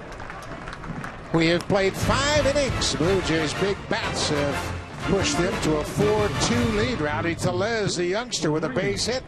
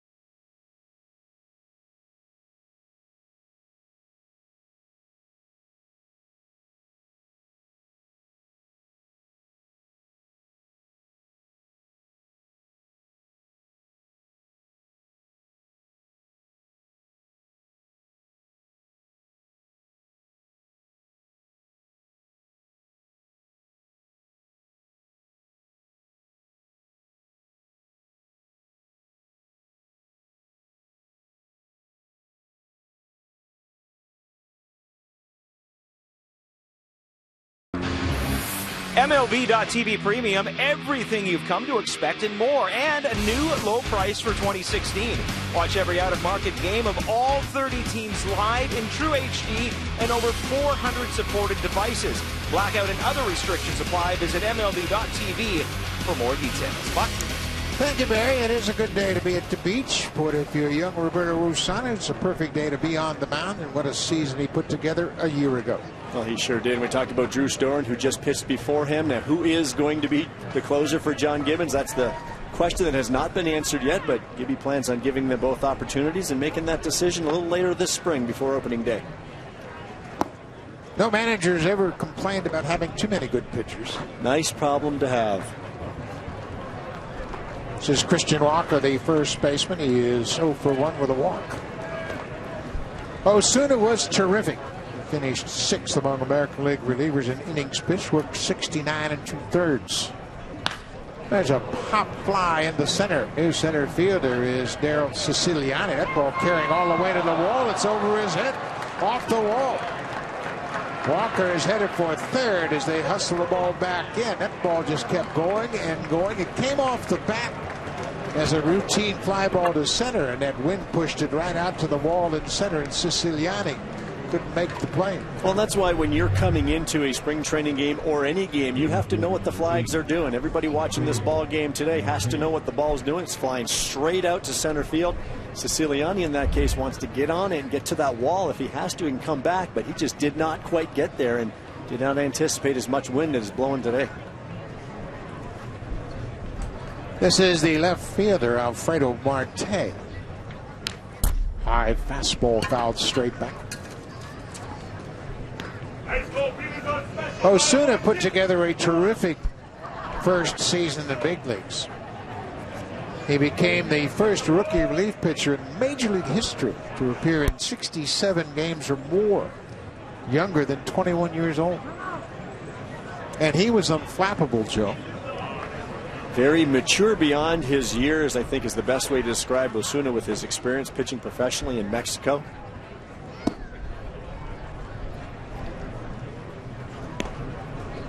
He did a great job in the postseason as he came on time and time again and did a dramatic job in those pressurized games. There's a good breaking ball, and I think that's one thing we're going to see get better and better as Osuna gains more experience. That's that outstanding slider that Roberto has, and he told me already this spring early, he's talked to Gibby, he's talked to Pete Walker, he said, guys, don't worry about my results down here. What he's doing is he understands he's been around the league once, hitters know him. Bouncing ball, that'll score a run. Birdie throws to Kochman, and Marte drives home Christian Walker. It's a 4-3 Blue Jays lead now. Osuna is going to make it a point to use all of his pitches, and this again is showing his maturity. He knows that hitters in this league know him a little bit now. He wants to get to a point where he can use any of his pitches in any counts, and that's a real good weapon to have. He's got 3 great pitches in the fastball, slider, and the changeup. Line drive to left. That's Ezekiel Carrera, who came in defensively, and he shows his experience making a nice play on a sinking line. Carrera with a good play behind Osuna in left.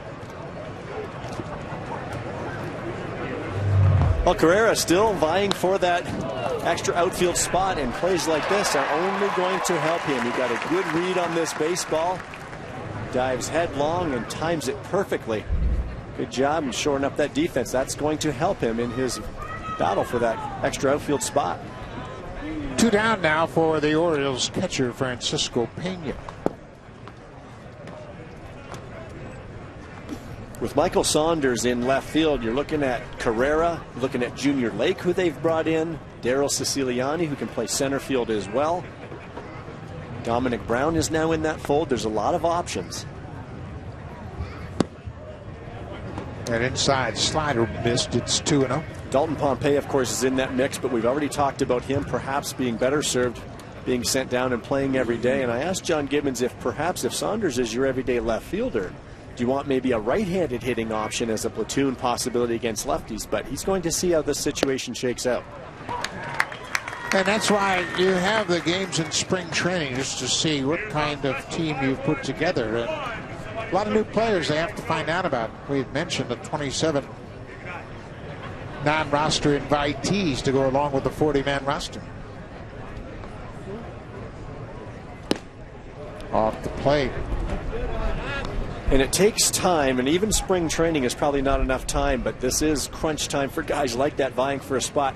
There's one thing you don't want to be fooled with performances in spring training. It's a very short little span. What you want to do is look at the numbers, look at what happened last year over a 6-month period. That's probably more accurate as to what you're going to get performance-wise. Osuna misses with ball 4, and Pena takes his base. Third walk for the Orioles this afternoon.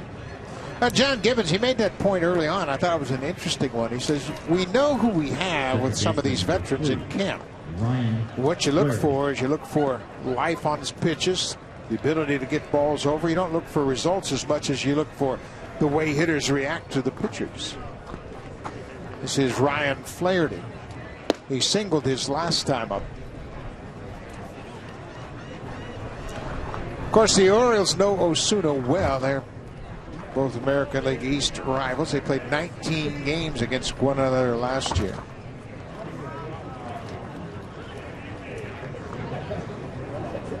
Flaherty was 0 for 2 against Osuna in limited ABs. I think what the Orioles did so well in the offseason is they took care of their own. They brought Darren O'Day back. Right away they brought Matt Wieters back and Chris Davis. And he came back for 160 million reasons. So bringing back those 3 players was key. But now also you add Giovanni Gallardo, who they've added to that struggling rotation. They mentioned Flaherty. He's got some pop in his back. He's got 9 career home runs against the Blue Jays. Buck Showalter knows he's got a valuable weapon in Flaherty who can play the infield and the outfield position. For his career, he's only hit .218 against the Blue Jays, but 9 home runs. Fights that one off. Top of the 6th inning. It's a 4-3 Blue Jays lead. Roberto Osuna is the 4th Blue Jay pitcher to work this afternoon. Jay Happ went 2, as did Brad Penny. And Storen worked the 5th. Now Osuna here in the 6th. Changeup misses down and in.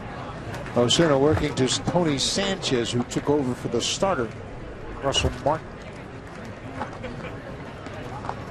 There's that changeup from Osuna that we don't see a whole lot of. The other thing he did early in the bullpen sessions here down in Dunedin is he was mixing in some curveballs, and I asked him about that. And he said, you know, it's probably not something I'm going to break spring training with, but he wants to have that as an option again, perhaps later in the season.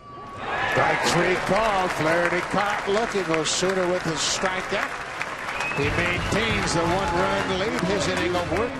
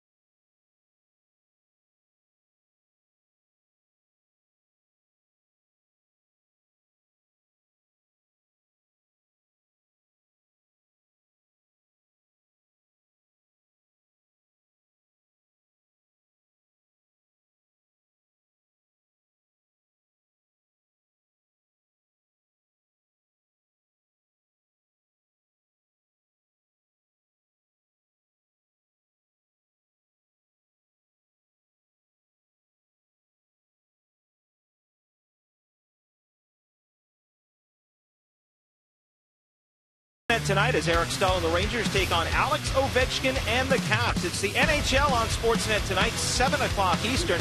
And Buck, the Blue Jays now have a second Washington Capitals fan on the team, joining Brett Cecil. Any idea who that would be? That would be Drew Storen, I would imagine. Absolutely. The two of them were fooling around with some hockey sticks in the clubhouse yesterday, and it turns out, they're both huge Capitals fans. Oliver Drake, new pitcher in for the Orioles. He appeared in 13 games a year ago for Baltimore. He is 29 years old. Came out of the Naval Academy in Annapolis, Maryland. Finished 2 years at the academy and signed with the Blue Jays as a 43rd round pick in 2008.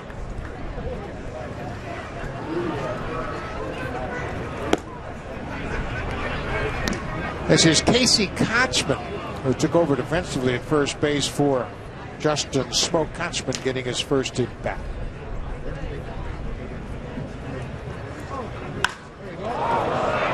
Deep drive to center, and Ricker is going to get there. Makes the catch on the edge of the warning track. Kochman retired, one down.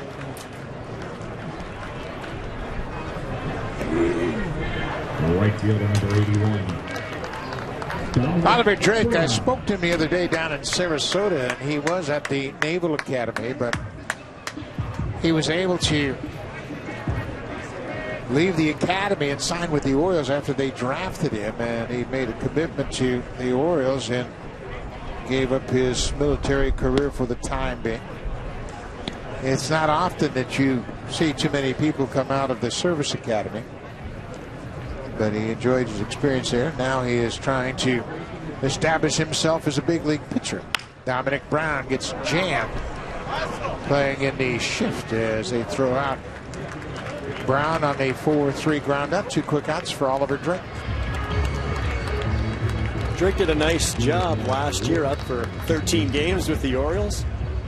ERA under 3. If you can come up and make your debut and be respectable and handle yourself well, which he did, be another option for Buck Showalter this season.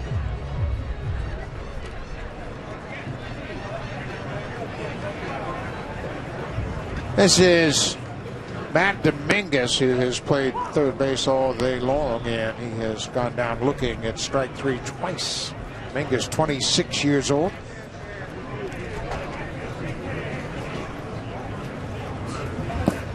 Off-speed pitch, he's way out in front. Matt Dominguez was a former #1 pick of the Miami Marlins in 2007. 12th pick overall in the country.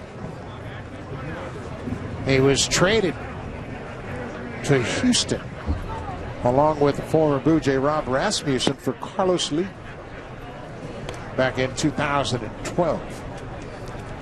We mentioned he's a #1 pick, but the interesting note about that is his teammate in high school at Chatsworth High School in California was also a #1 pick, Mike Moustakas. That's a pretty good high school team, Joe. That's pretty good production.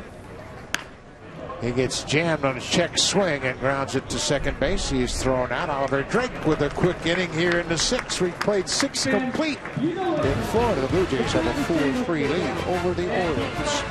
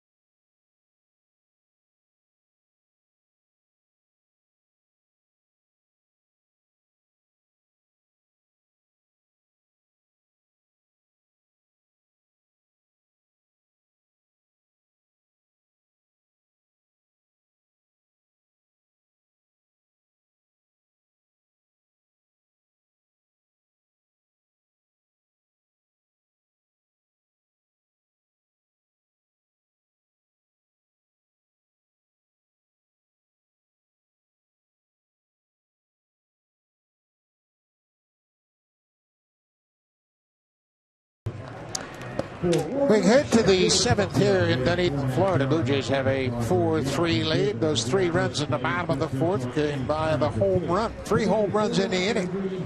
Russell Martin, Justin Smoke, and Dalton Pompey all went deep against the Orioles, and they have a 1-run lead despite the fact they've been out hit 7-6. New pitcher is the young left-hander, Chad Gerardo. Chad had a nice season last year through 3 levels of the Blue Jays organization, finishing up in AAA Buffalo. But for the season, the ERA just over 1.3. He's got a bit of a sidearm delivery. That's something that he started after college. Dropped that arm angle, try to get more sink. He'll throw predominantly 2-seam fastballs. Eric Cooper, the home plate umpire, is going to call out Paul Yanish as he left the batter's box. Cooper, the home plate umpire, came out immediately, pointed at Yanish that ball bounced up and hit him after he had left the batter's box.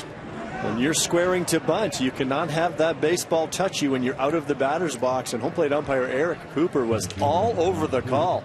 Nice call, too. You see that ball bounce up, and as he leaves the batter's box, he's out in front of home plate. The baseball makes contact with him. He's out. You certainly don't see that very often.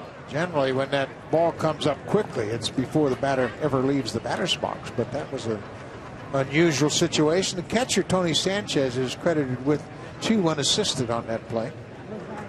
This is Joey Rickard, the center fielder. Gerardo is 25 years old. This is his 4th professional season. He was drafted by the Blue Jays in the 9th round out of Mississippi State in 2013. Last year, he pitched at 3 different levels. Dunedin, New Hampshire, and got up to Buffalo for 4 games to finish up the season. And then, to cap off a good season, he had an outstanding Arizona Fall League. Good pitch, finds the outside corner. He pitched 11 games in Arizona. Total of 17 innings, allowed just 14 hits. And 4 walks, 11 strikeouts in a pretty competitive atmosphere.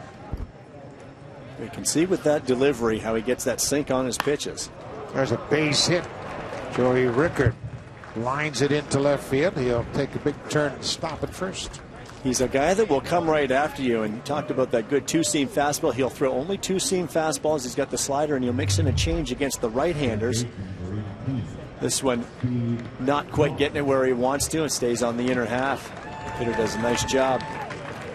But with that little bit of an arm angle, pitchers will do that. And he did it after college. It's something that he started at the professional ranks, but to try to get that consistent movement. Yeah, he was a conventional pitcher and then made that move and creates a different angle. This is Steve Thomason, former Blue Jay, back with the Orioles. He had spent time with the Orioles in the past and trying to hook on with them once again.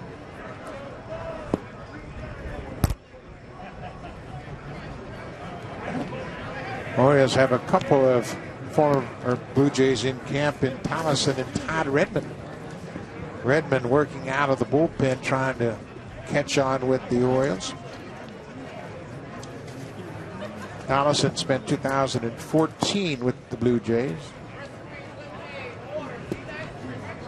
2014 a part of 2015, of course. Just 19 games last year, but he appeared in 109 games in 14.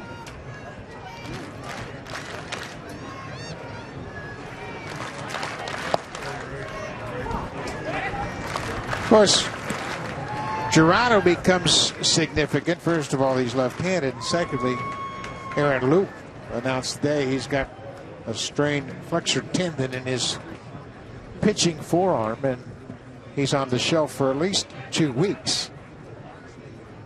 John Gibbons will be watching Gerardo very closely here. Now, his strength is against left-handers. He could be a left-handed specialist because of that wipeout slider that we're talking about. Much more effective against left-handed hitters. He held opposing lefties to a batting average under 100 last season.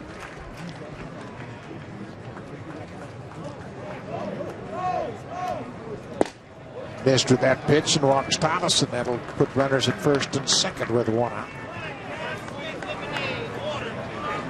Steve Wilkerson will come to the plate. Pete Walker looking down to the bullpen as This is the point where they're going to make some changes, and he's in communication with Dane Johnson with that walkie-talkie to check on the status of their relief pitcher. Looks like Wade LeBanc is throwing, and now Chad Jenkins has just started to throw down in that pen as well.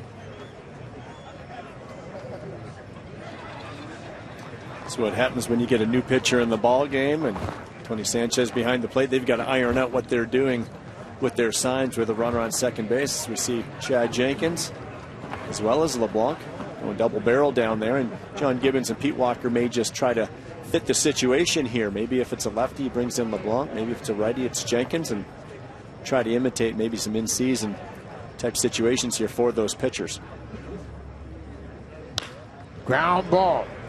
Myers shovels to Birdie at second. Nice turn around the bag at second. Casey Katzman on the receiving end. Blue Jays get a double play to close out the seventh. Good job by Chad Girardo.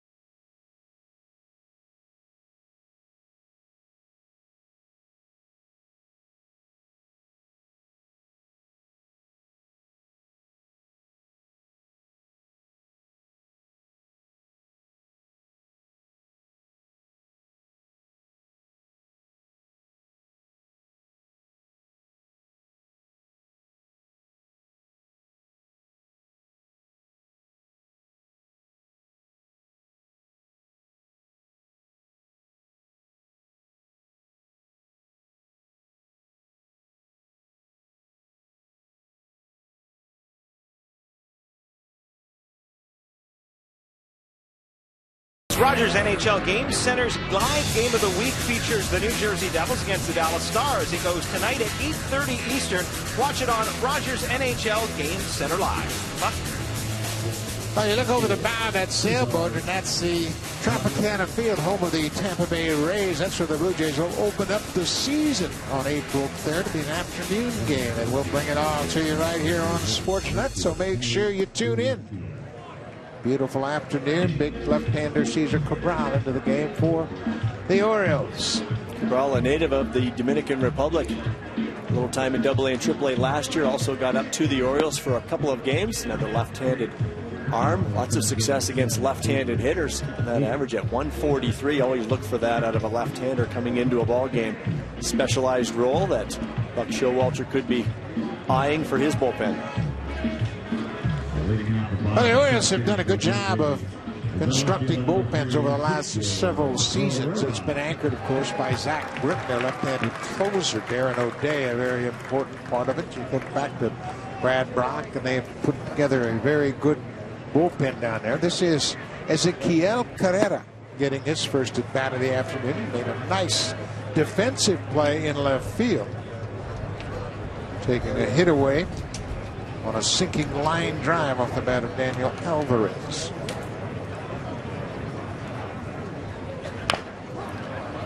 Pulled foul wide of first.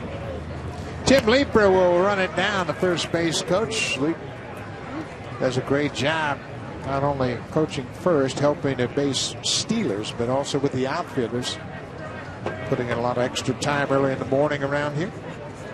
This coach has put in a lot of hours at the major league level.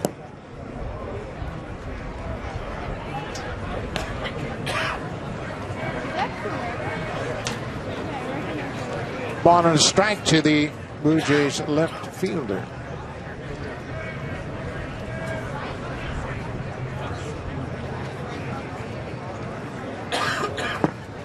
Carrera shortens the bunt, takes the ball outside.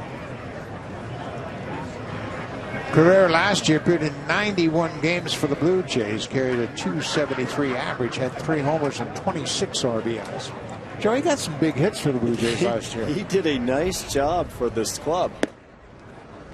And when you look at the possibility of him vying for that 4th outfield spot, maybe backing up Michael Saunders, we talked about possibly the decision to go with a right-handed hitting extra outfielder since Saunders hits left-handed, but you never know what will go into this decision, and Carrera is going to try to continue to stay in that mix.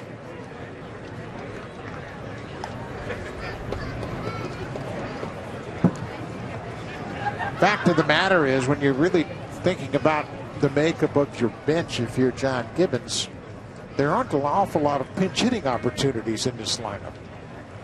I would think you would consider the defensive side of play a little bit more heavily. Well, I think when you're looking at an extra outfielder, you're thinking defense first. There's no question. You're thinking about the defense, and whatever offense he provides, that's a bonus. But you've got some thump, too. You've got to think even just at the first base bag. We talked about Colabello and Smoke and Edwin, 3 of them. Well, one of them will be DHing every day, and one will be playing first base every day. So the third guy is going to be on the bench. There's a weapon right there. Darwin Barney will be on the bench a lot, perhaps. There's another nice piece. Again, a defensive specialist.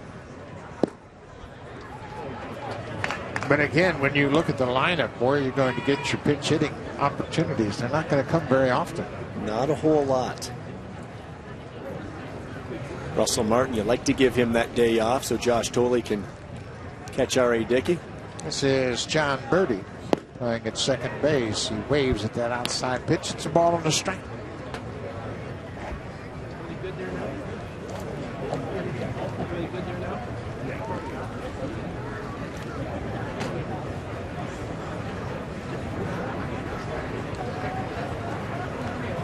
Nobody out. We're in the bottom of the 7th. There goes Carrera. He got a heck of a jump. No chance at all for the catcher. New catcher is Andre Perez behind the plate. Stolen base for Carrera. He had 2 stolen bases last season during the regular year.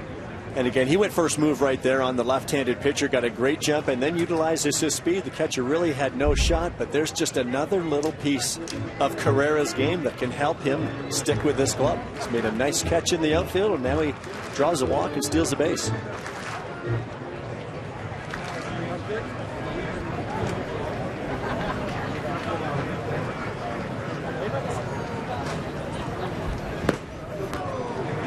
Birdie goes down on strikes. Couldn't advance the runner from second to third. He strikes out. That's the first out of the inning. Some players get labeled as that kind of bench player, extra player in the major leagues, and that's probably where Carrera is right now.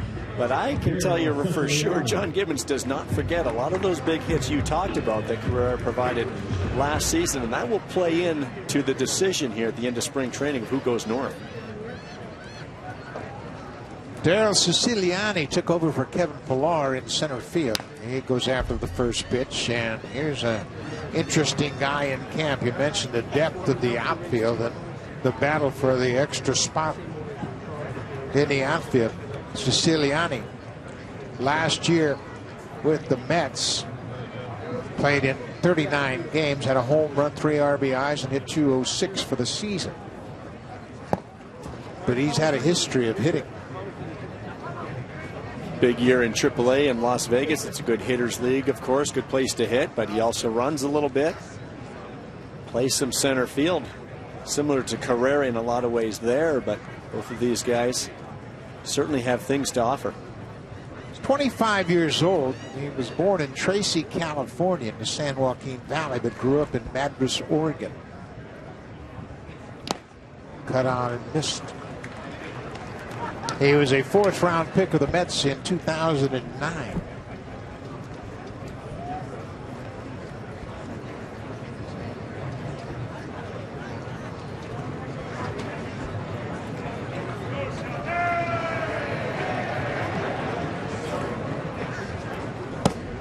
Strike 3 call. Well, Brown gets that ball on the inside corner. Eric Cooper, the home plate umpire, rings up Siciliani. Tough pitch for a left-handed batter because lefty as a hitter, your eyes are really thinking middle away. This ball stays on the inside part of the plate. As a left-handed batter, that's a tough pitch to get to. You've got to catch that ball out in front of the plate. Siciliani just cannot pull the trigger. Rowdy Tellez came on as a pinch hitter back in the 5th and had a single to center batting for Josh Donaldson. Donaldson started in the DH spot, went 1 for 2 with an RBI.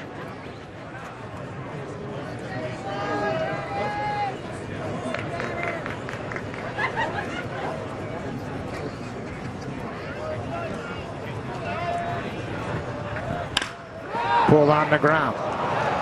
Nice play at first. Steps on the bag, and Tellez is retacked. He's played 7 innings here in Dunedin, Florida, and the Blue Jays holding on to a 4-3 lead. Time for our 50-50 raffle and our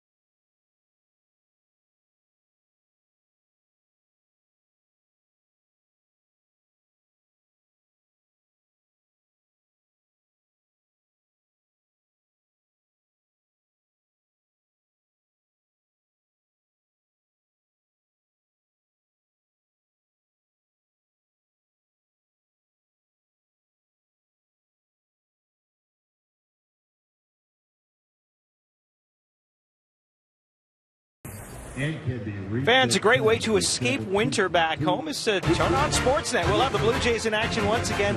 107 as they take on the Phillies. You get to watch the beautiful blue sky, the palm trees, and Blue Jays baseball, and make you think that spring is just that much closer. Drew Hutchison on the mound tomorrow. 1 o'clock start right here on Sportsnet. Buck? Great afternoon tomorrow, and all coming up. Drew Hutchison will make his first start of the spring, and this is Wayne LeBlanc.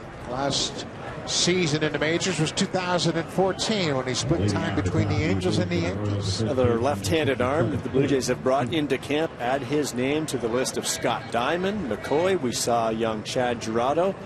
And all of these names now are becoming a little more important with the potential injured Aaron Loup. Opportunities crop up when players go down with injuries early in the spring, and you know everybody is optimistic with the time frame, but it always takes longer than they expect.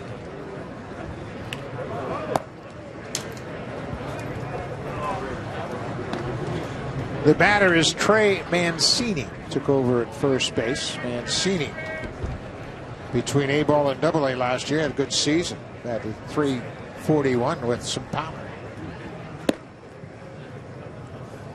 Early in the spring, you're going to see a lot of youngsters getting their first opportunity to come to spring training.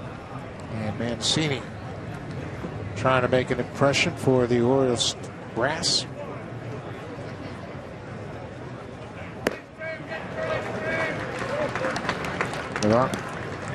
Evens the count at 2-2.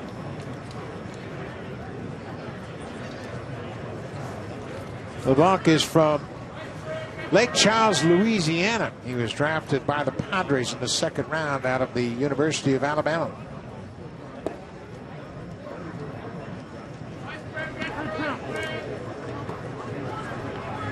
He's now 31 years old.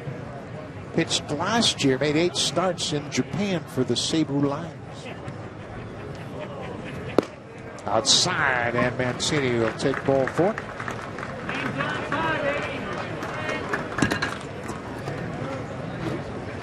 Left fielder number 28, L. LJ Holmes. Not overpowering. LeBlanc would just be around 88 miles per hour with that fastball. Just throws two-seam fastball, curveball, cutter, and changeup to go with it. This is LJ Holmes, who is back with the Orioles. We saw him last with the Astros. He goes after the first pitch.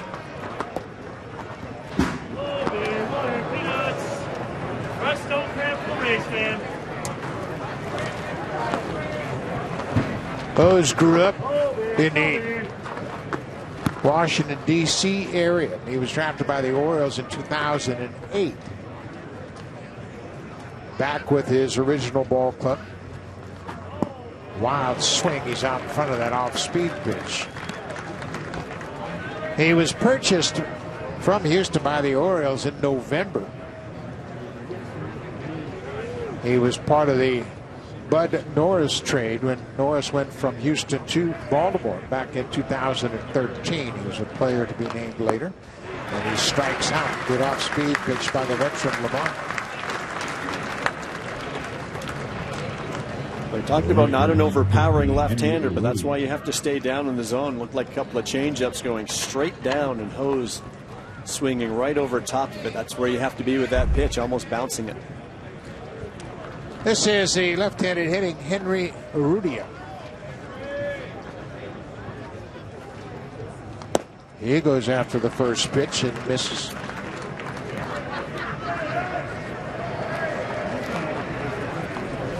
Urrutia is from Cuba. He's now 29 years old. Just turned 29 on the 13th of February. Batting with one out here in the eighth. Inside pitch. Signed as an amateur free agent with the Orioles in 2012. Had a cup of coffee in 2013 with the Orioles. Played in 24 games. Last year he came up and got into 10 games, hit a home run, and drove in 6 in just 34 at-bats.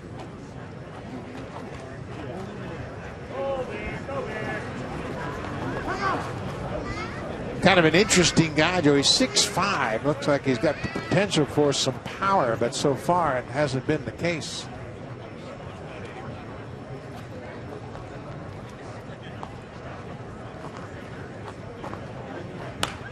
Waits on that breaking ball and fouls it off.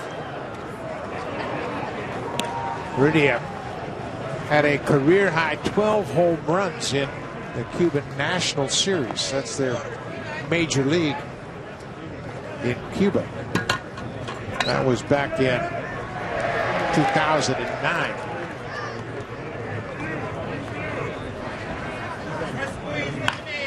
Ground ball to second. Birdie shuffles quickly to Meyer. Nice turn in second base. The Blue Jays have turned their third double play of the afternoon. Good inning for Wade LeBlanc as he shuts down the Orioles in their half of the eighth.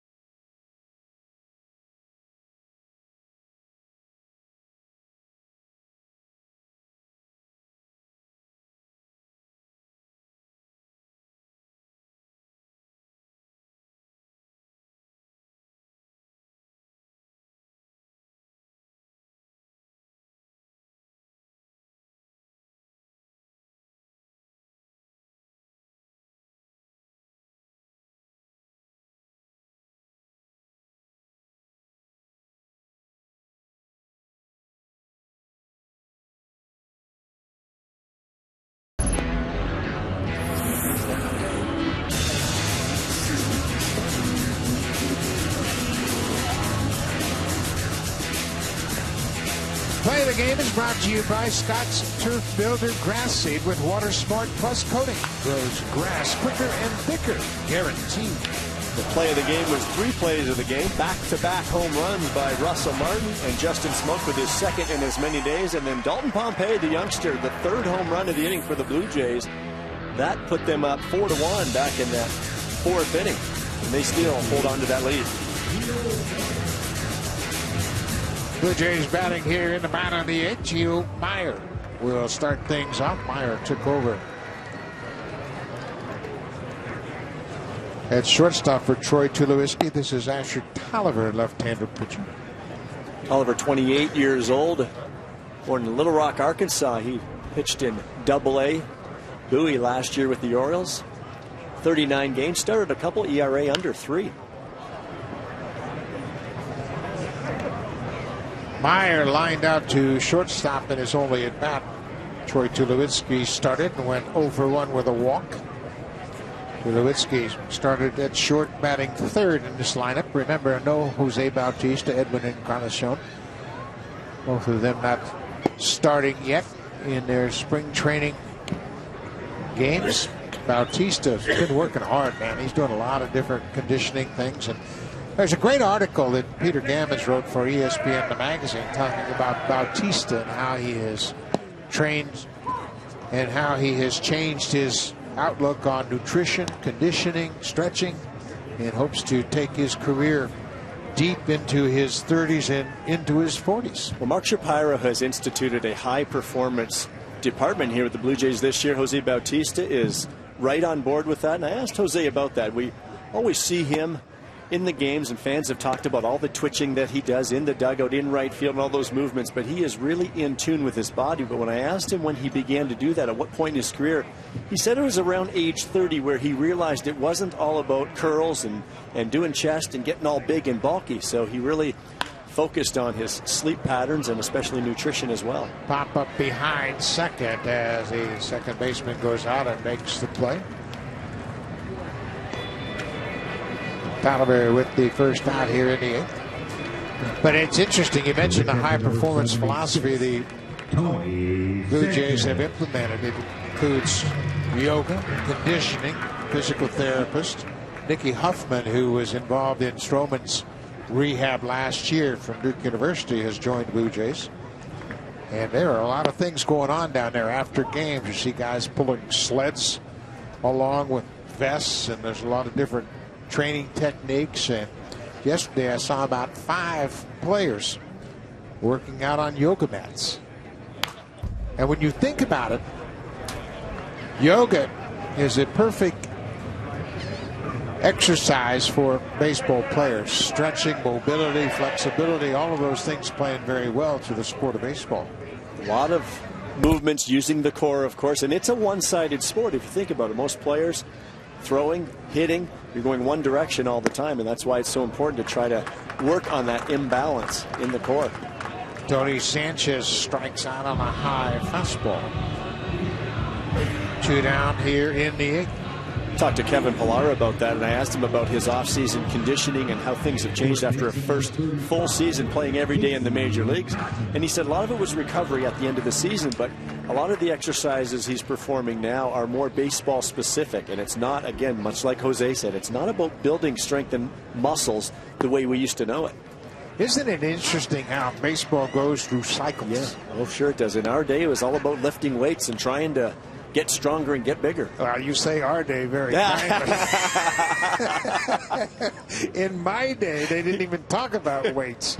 There were no weight rooms. There were no barbells. You never saw a weight in the baseball clubhouse. There's a deep drive, but well foul off the bat of Casey Kochman. When I came up in Kansas City, the only exercise we did, we brought in a strength coach, if you will. 75, I believe, 76 when we first won. His name was Pee Wee Barrett. He was a high school football coach. And what he did was he made rubber bands out of truck tire inner tubes, tied them together, and made resistance training. That was our strength training right there.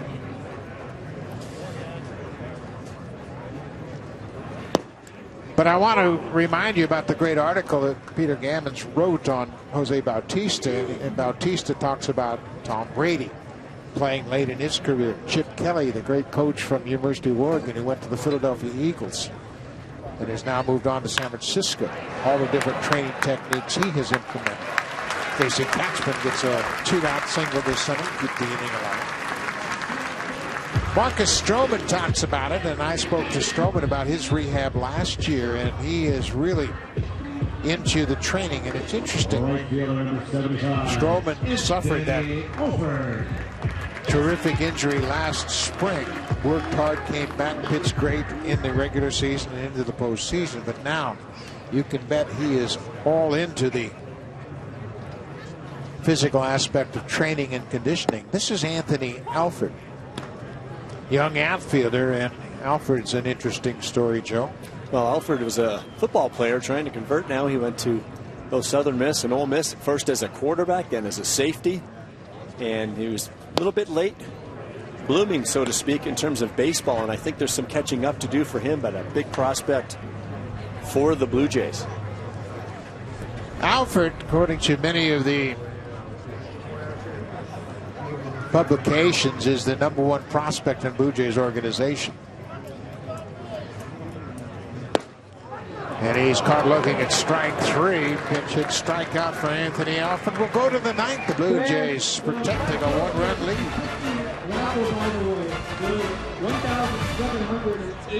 $1,788.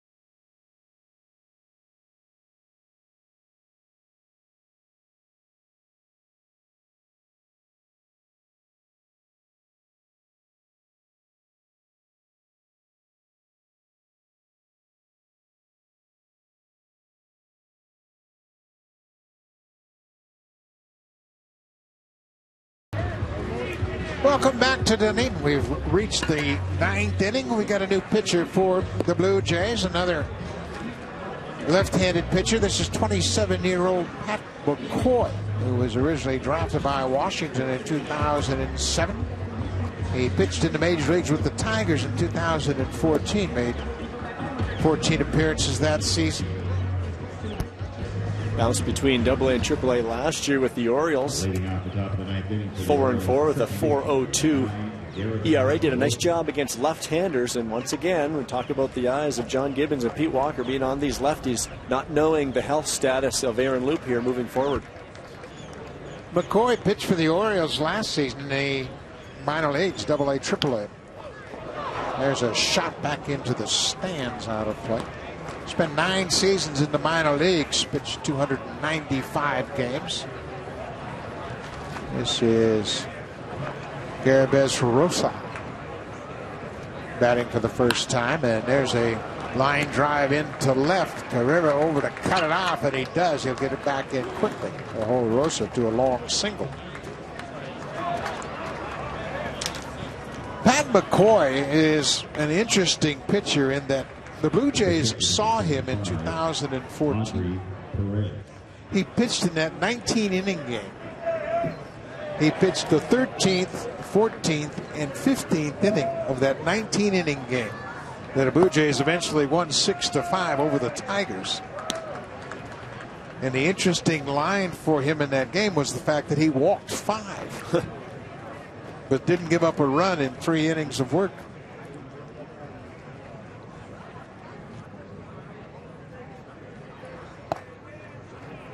This is the catcher, Audrey Perez.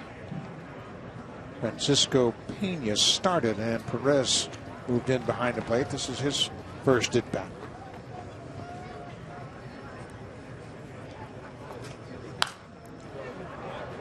Remember that 19-inning game? David Price started against Mark Burley. The game went 6 hours and 37 minutes. And after the game, the Blue Jays jumped on the plane and flew to Seattle. Remember that one, Joe? I remember, and then I remember after the Seattle series, it was a night game in Seattle and flying to Chicago and arriving there around 6:30 in the morning. Yeah, you know what? There's so much talk about travel in this day and age. The Blue Jays played that 19-inning game and then lost the next 4 games. Interesting. They were swept in Seattle and lost the first game of the White Sox series and eventually lost 6 out of their next 7 games after that 19-inning affair at Rogers Center.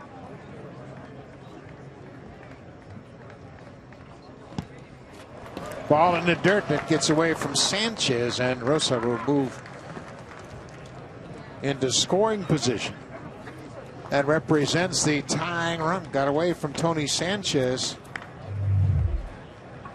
Well, this can be a case, too, of catching a pitcher that you really haven't seen a whole lot. Looked like Sanchez was a little late getting down there to his knees. When you get down to the knees, you really want to smother that baseball, create that angle with your upper body so that it does hit your chest but lands in front of you. Saw that one deflect off the side of the chest protector.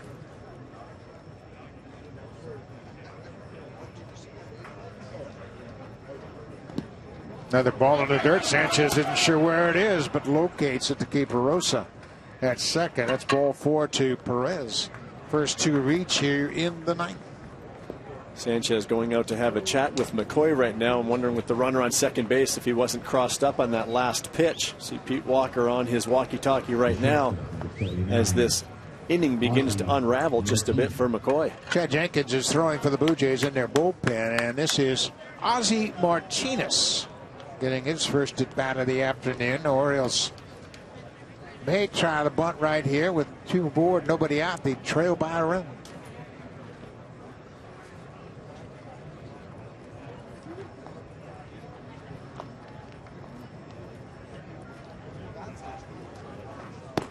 No signs of a bunt. Martinez up there to swing. It's kind of tough to bring a kid on a road trip and then ask him to bunt in his only at bat. Big league camp. I came here to hit, Skip. McCoy will be around 90-91 with that fastball. He's got the slider and changeup to go with it, but he does get a lot of ground balls. And does he ever need one right now? Big swing and a miss from Martinez.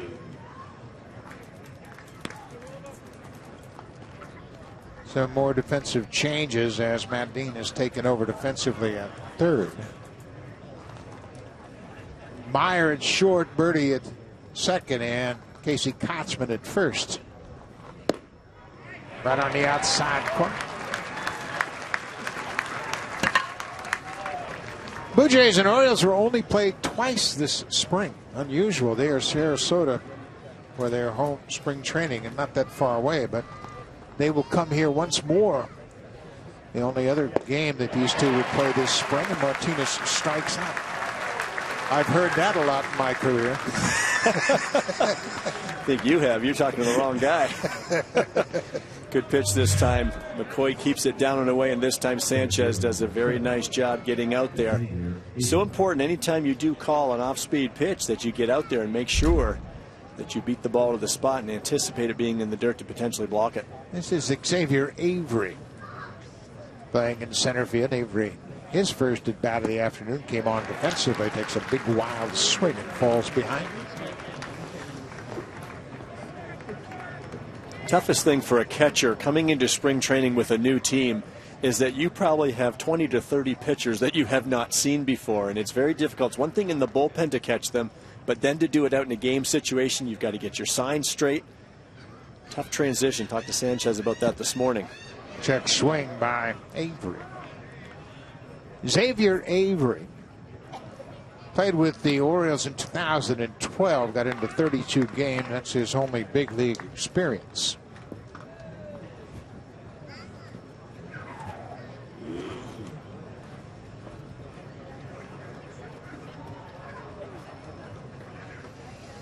One out.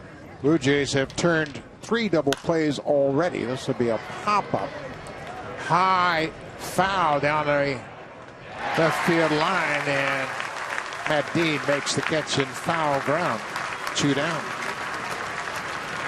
It's a nice job by Matt Dean, the youngster. When you think about, we talked about the flags and the wind all day today and the way that's blowing, and he did not over pursue that ball towards the railing. He allowed the wind to bring that back to the field of play.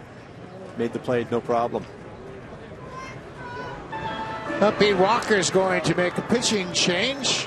Right-handed batters scheduled. McCoy gets a couple of outs with a strikeout and a pop-up. Chad Jenkins going to come on to try to close it out for the Blue Jays.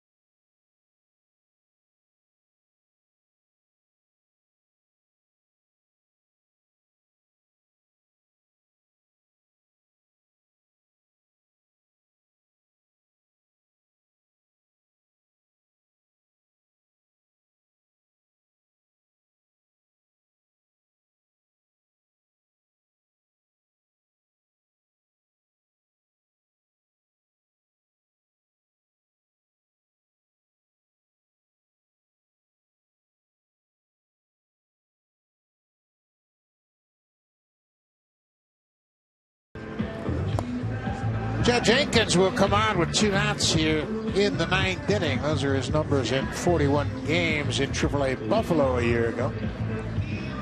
John Gibbons knows what he's getting out of Chad Jenkins and has had some success at the big league level too with the Blue Jays. Was taken off the roster. Disappointment for him, but he's still vying for a spot and trying to get back to the major league level. He's being brought in right here to try to get 1 out, and this could be by design. Getting the right-hander in here against the right-handed batter. Old teammate Steve Tollefson.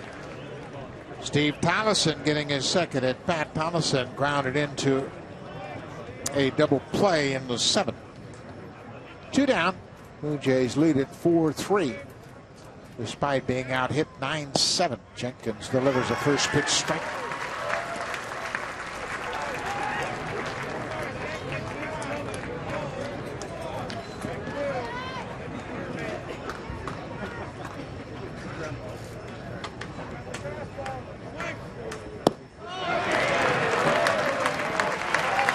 Strike 2. Jenkins gets ahead on the check swing strike.